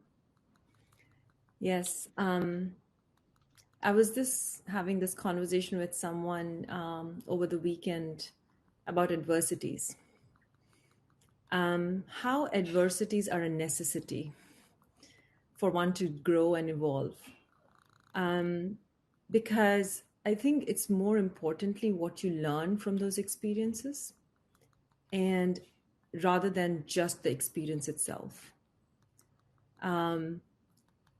One of my own guiding principles around my career choices and my career journey has been about learning. It's about trying, whether it was a failure or a success, it's about why did it fail and what can I do about it? And why did it succeed and what can I do about it? So when you ask me this question, Ashley, I always go back to that founding thought process is, okay, so there has been a setback. The expectation was not necessarily met, and it could be in any circumstance, could be any example, any of these examples you took. The question is, can I learn from it? Can I figure out how, and can I figure out a path forward? So that's one. And the second part of it is leveraging your network and community as you go through this journey. It's amazing when you ask the help you get. We always shy away, especially as women, from asking, because it's in our DNA to solve, to nurture, to be the fixer. But it's amazing. Magic happens when you ask for guidance, for help, or just for an opinion. So leverage your network, and leveraging that network will give you insights that you yourself may or may not have thought through. And eventually, if we start to look from a mindset of what can I learn from these experiences, and how can I create an ecosystem where I can seek the help I need, these setbacks will not look as setbacks anymore. They might suddenly look as opportunities that taught us valuable lessons. I couldn't agree more. I started smiling when you said the word adversity, because I remember even from a young age, that was like the number one lesson my parents always pushed on me and my brothers was adversity, and how we should welcome it as a learning opportunity. So I do love that you touched on that. Victoria, what are your thoughts on this topic? Can I share a story about failure?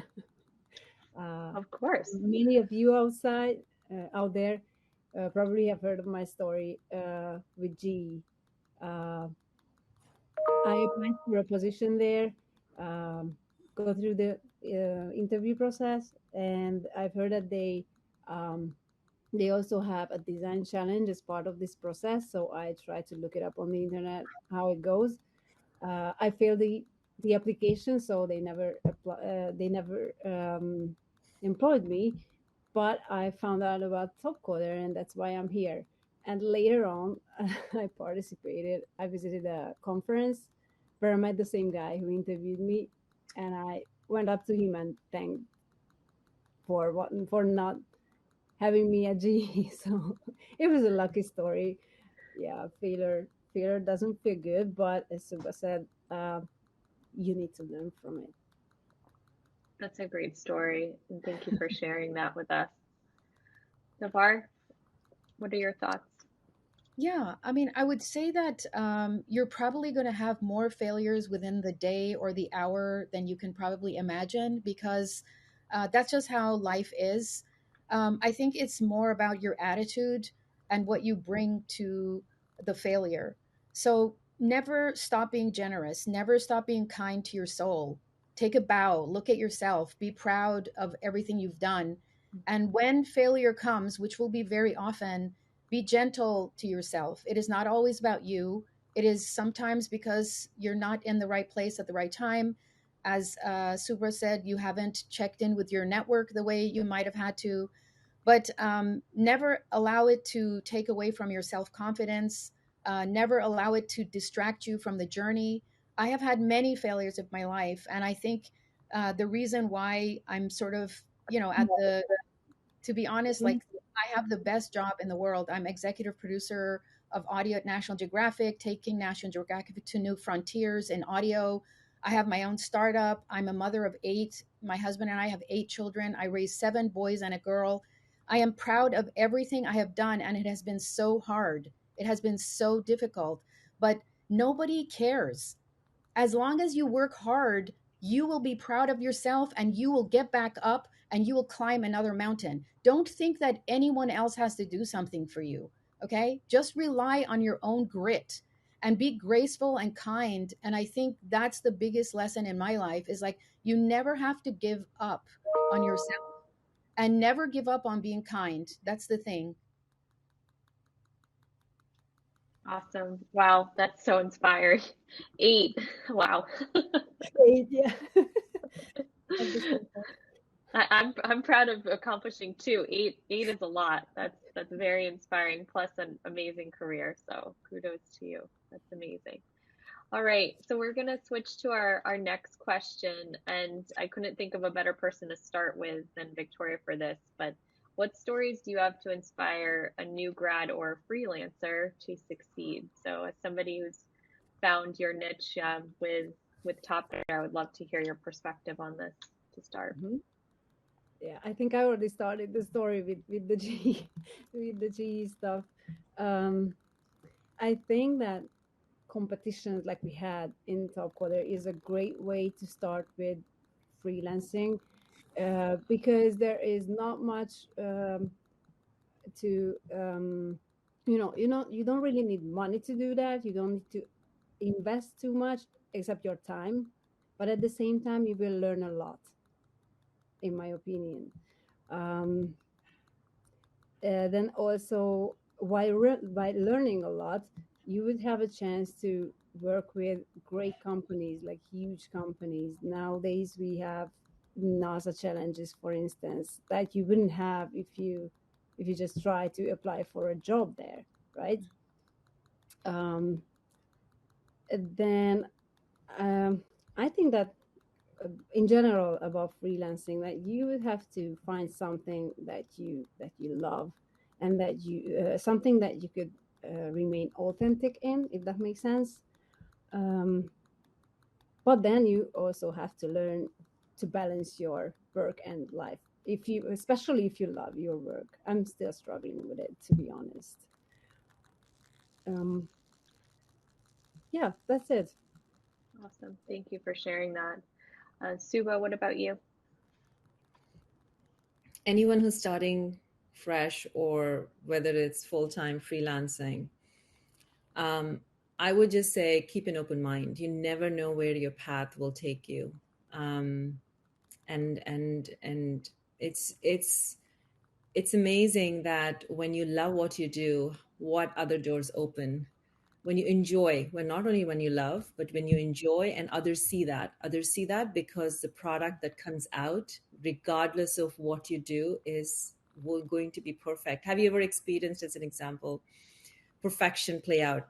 I have. Some of these could be as simple as a beautiful presentation, well thought through. Every metric on has been thought through, and you look at it and say, oh my god, this is such a well thought through piece of, and it's just a PowerPoint presentation with numbers on it, nothing more than that. Or even a Netflix documentary, which is what I usually binge watch on. And you see this, and you see that passion coming through that work, and that starts with really figuring out yourself, knowing yourself, and really going after what you want to do and being passionate about what you want to do. So I think my only piece of advice is have a very open mind, have a learning attitude, go and experiment with many things, eventually figure out what you really love to do, and then I would say just do what you do, because it will eventually land you where you never thought you would, and the journey itself is amazing. It's all about the journey, so enjoy. Awesome. Navar, I feel like you had some really good advice for us in the last answer, so I'm excited to hear what you have to say here. Yeah, I started as a freelancer at NPR News when I was, in the early part of my career. And I was a freelancer for a year and a half. And I used to go on my days off to the library at NPR and sit there and pretend as though I was working, because I thought if I had FaceTime, people would remember that, my gig runs out in 2 weeks and they would think about me. You just have to really, as both of you have said, choose something that you love, something that you're really passionate about, and then also think about sort of the direction of your life. So I chose to be a producer as opposed to a reporter. I knew I wanted to also be a mom, and I knew that being a producer would make it easier for me to also balance my work and life, as opposed to being a reporter where you're always on call. And I think that single decision meant that I was mostly behind the scenes, but it meant also that I was able to, work for the most part 9 to 5, even though I did a lot of weekend gigs too. So I guess really think about the time that you're going to be spending as a freelancer. What's the assignment? How can you do it to the best of your ability and even more?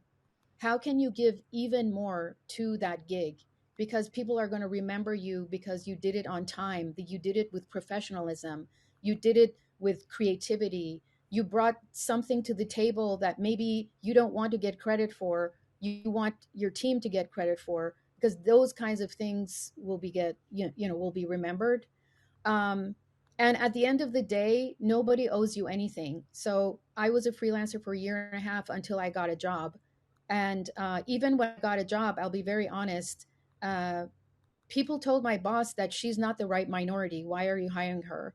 You're actually, you're giving up like a whole position at NPR that should go to a real minority.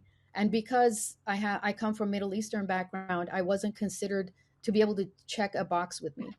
And it was because I worked really hard and I, was very confident. And I think all of that shows. So bring your full self and make sure that your assignments are done in a professional way and on time. Awesome. Thank you so much. And I know it's International Women's Day, so we do have a question on pay disparity between genders. So we did want to bring this up as an interesting topic for how, our panelists who are amazing in their career paths and have overcome a lot of adversity in the past, how they view the disparity in pay, in between pay gender and how we manage that. So how has that been navigated throughout your careers, and what do you see kind of changing as we move up? Sue, I'll start with you. Yes, you're absolutely right. There is continues to be that gap, and I think the very first thing is going to be about education and awareness. Not just for women, but also men. A lot of these decisions are not made just by us. It's made by both women and men. And so education is going to be very critical. Data is going to be the second point, right? We often make decisions sometimes that are not necessarily always backed by data and insights. So that is going to be the second absolutely critical component. And third is constant awareness and education. I know a lot of men and my colleagues here at Wipro, they check all these boxes. But sometimes it's that awareness and constant awareness. It's not one time, right? It's all about, let's review this in my staff meeting. Let's figure out what are some of the data that's coming in, and constantly making sure that we're all aware of it. And it is a problem. It is definitely a problem. And it's going to take effort from not just a few of us, but all of us consistently over a period of time. And at Wipro and Topcoder, we are committed to gender equality. We have strong commitment from our CEO to make sure that we address this in every way possible, both at leadership level as well as other levels. And I think it'll take the community to ensure that we continue to address this issue. And when it comes to individuals, I would say do not compromise.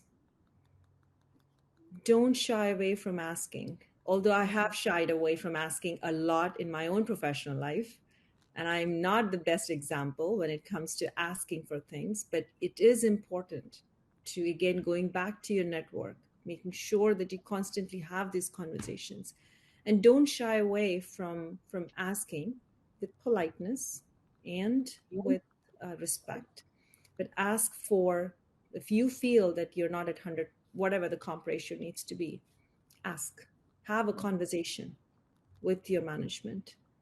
It will take a community to make sure that we are continuing on this right path for the next foreseeable future. When I say foreseeable future, hopefully in the next few years we'll fix it, but it will take that effort. Yeah, I couldn't agree more. I think it's very important for everyone to be their own advocate, but to also be an example to others too. Yeah. Because I know for Topcoder, we have a Topcoder Ladies channel, and we talk about this topic quite a bit. And when we encourage each other, it's really helpful to gain confidence when you're able to bounce ideas off of each other as a community. So yeah, absolutely. Devar, what are your thoughts here? Yeah, I mean, I think as the world turns to women to be, rise up and be part of the technology industry, we have more and more clout.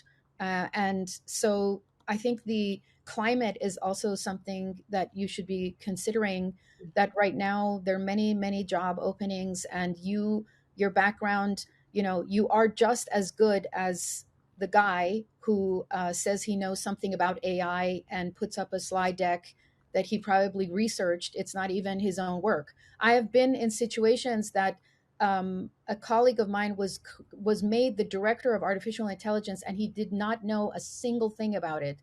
And it was because he had a really great attitude and he was friends with the boss, and they made him director of artificial intelligence. So it is very difficult because as women, we have to prove our skills. So we have to do so much more. And sometimes when we show strength, people call us aggressive. And I find that really sad, that if we do the right thing, which is to speak up or to ask questions or to stand up for ourselves, that, there's certain perceptions that come across regarding women, but you have to disregard those. And I would say it is absolutely about education. Educate yourself about, the salaries, the levels of, bonuses that are being given. And in my case, at National Geographic, I couldn't be more thankful to the editor-in-chief, Susan Goldberg, who is no longer there. But when she brought me in, she and my boss, Whitney Johnson, wanted to make sure that it was all about pay equity. And I got $50,000 more than I even asked for. And it was because of these two women, because they knew that they had an issue, regarding Disney wanted to sort of expand and have more women leaders. And they made an example by giving me a really incredible salary. And so having women at the top means that they will also hold your hand and they will lift you up. And they will do that for you without you even asking, because they'll look at your resume and they'll be like, okay, this woman really deserves more. So it's a combination of the fact that the climate is opening up. We have the right to be there, right on top.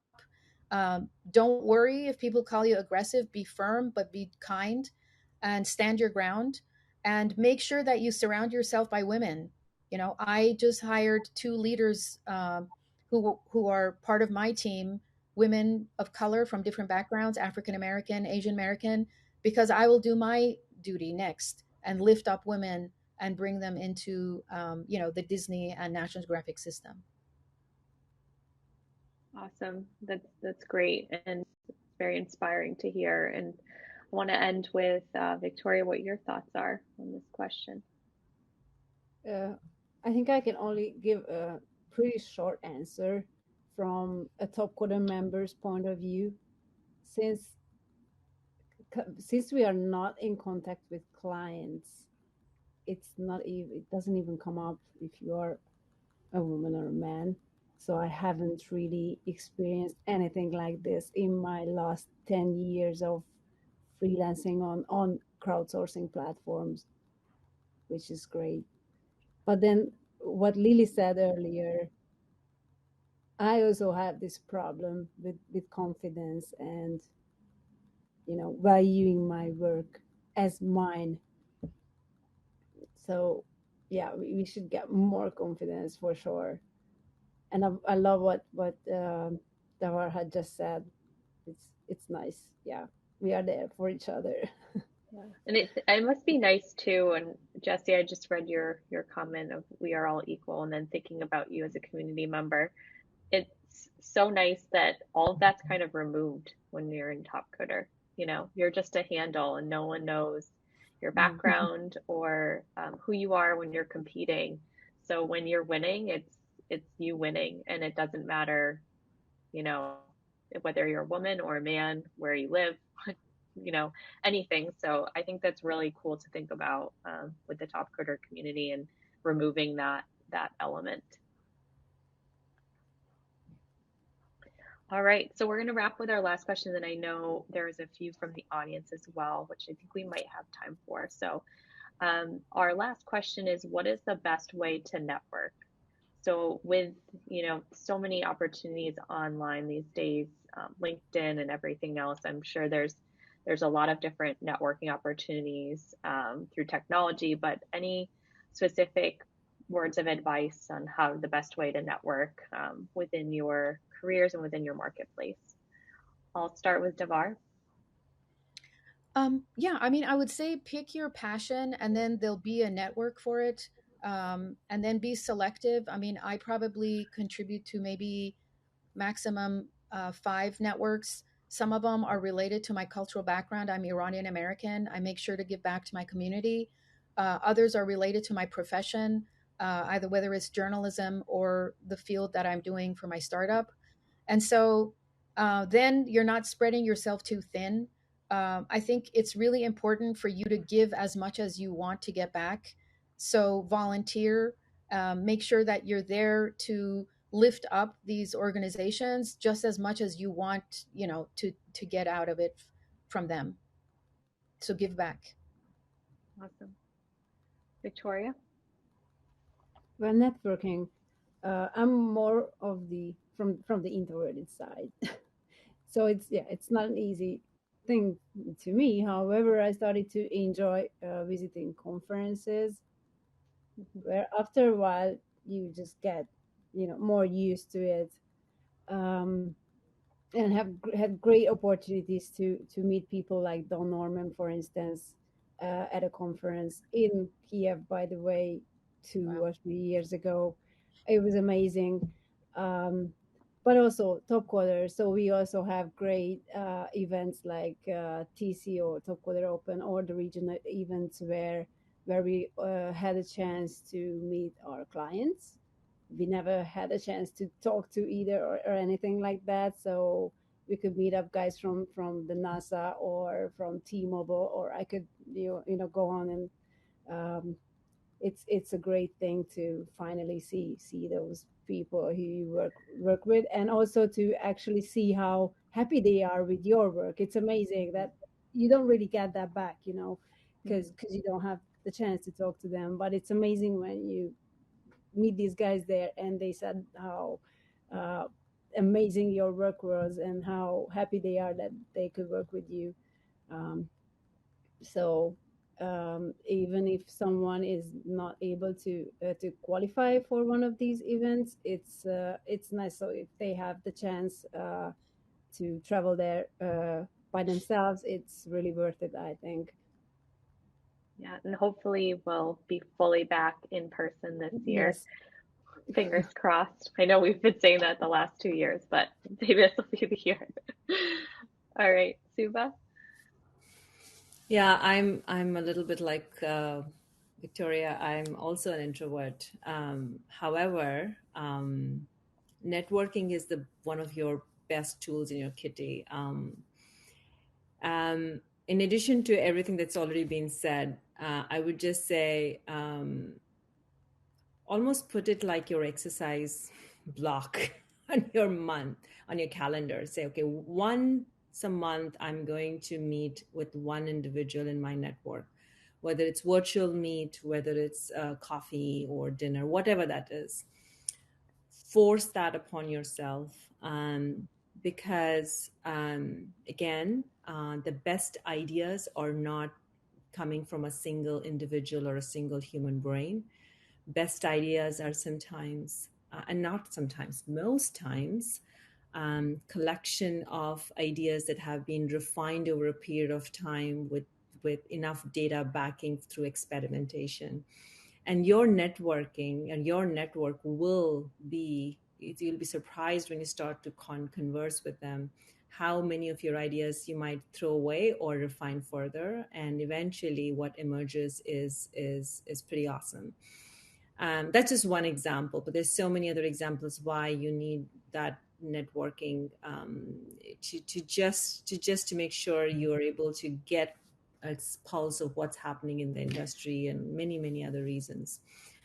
For me, that is one thing that I do, which is once a month I have a block and say at least one person I'm going to make sure that I'll reach out to and then have a coffee or just meet for dinner. And 99% of the time I walk away with dying. I didn't even think that through. That's such an awesome ways. And it has nothing related to technology, by the way. 90% of the time we're talking about something totally different, and then it just occurs to me, just start connecting those dots and those patterns. So that's my additional comment to everything that's already been said, which is how do I force myself to do? And this is one tool that I do have. And I think we're all a little out of practice too with the last couple of years, but hopefully we'll all be back and meeting for coffee in person and continuing to network both online and offline. So I'll finish with the last question from Luis. It was, would love to hear from each one of our distinguished panelists and hosts. Thanks, Luis. Nice to see you. What makes you happy? So his question is, what makes you happy? I thought this was a fun question. Devar, do you want to start? Yeah, I mean, I guess I've repeated it many times, but my husband likes to say that I would like us to win the Nobel Prize of Family. We're very family oriented. Like for us, getting an award or being recognized is for our children to love us and for our grandchildren to run into the house and be so elated to see us, because all the success that you have in your life is going to be really important and you want to aspire for that. I mean, I am successful because I've worked really hard, but I'm happy because I'm a loving mom and a caring grandma. We have two granddaughters who I'm very close to. And one of them, they call me Aziz. And one of them, I was going to their home in Pittsburgh and she opened the door and she's like, Aziz, come and meet my friend Alexa. And when I do my work on conversational AI around intelligent voices of wisdom, I do it because I'm building the future for Alexa to be more inclusive and smarter, because my granddaughter is going to engage with Alexas in the future. And so what makes me happy is when my family is loving towards me, and I know that that part of my life means a lot to me. Awesome. Victoria? Yeah, similar things like, of course, family, friendship, love, like real relationships. They make me happy.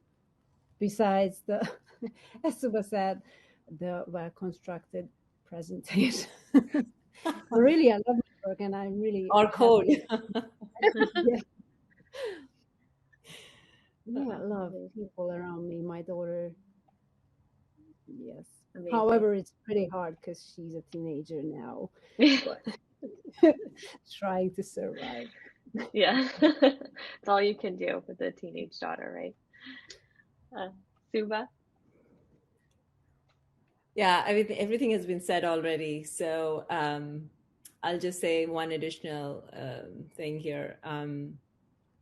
Specifically, outside of family and children and just the satisfaction of a well-done job, one thing that does make me happy is a great book and a nice glass of wine.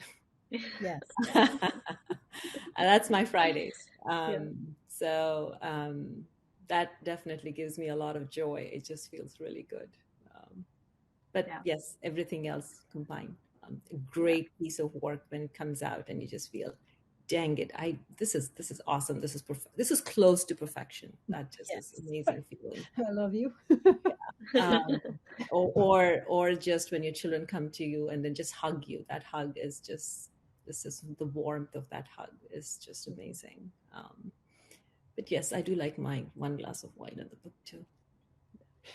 Can't argue with that. That's for sure.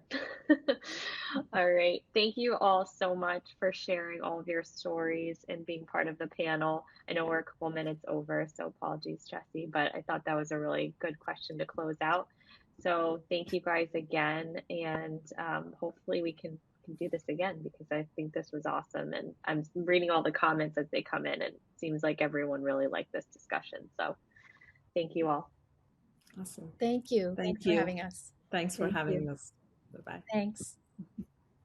Thank you so much, Ashley, Suba, Devar, and Vicky. That was an incredible panel.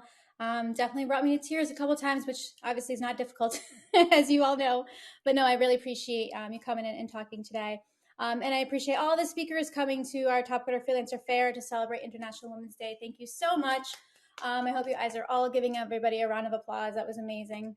And I wanted to as well thank our team for making this event so awesome, including Corey Whitcraft, Daniela, Nick Castillo, Aditya Gopal, Nathan Jefferson, Aaron Baldomero, plus all of the team on my team. We're really grateful for all of their passion and their dedication to our community. And of course, thank you to all of you for being here. We really appreciate your support. Hope this was super valuable for you. It appears that there is a wheel of names to spin to get some book winners. So if we would like to spin this wheel and pick a book for the first book, who do we have, Nick, for Cornelia's book? So fun. We're bringing up the wheel of names. The winner is, oh, that's a close one. Robinson, congratulations. You get to have Cornelia's book from Manning. So thank you so much, Manning, for donating the book. Thank you, Cornelia. Really appreciate it. All right, and for Bina's book, another Manning author. Let's see who's going to win that one. So might want to, there we go. All right, let's see who's going to win this one. Oh, wait, we're going to have a, oh man, did he win both of them? Oh, Robinson, look at you. Today's your lucky day. Fantastic. So awesome. And I think what we'll do is we'll throw out some t-shirts to some of you guys as well. So I'll make sure that we get you some t-shirts on top of the books. So we'll message you guys for that. But anyway, that's it for our stage today. We do have some lounges we're going to be opening up. We will have someone talking about Topcoder if you want to learn more or you want to just meet some team members. We have our lounge for Topcoder freelance gig work if you want to learn more about our freelancer program and getting some more information there. And we'll also have a lounge for Topcoder Nation with Luis Maestro. He's going to be in there. I will probably join that as well if you want to learn from how some folks are living the Topcoder lifestyle and thriving here. So please don't go away. Check out the lounges for the next 30 minutes. Again, thank you to everybody. Fantastic event, and look forward to seeing you again soon. Thank you.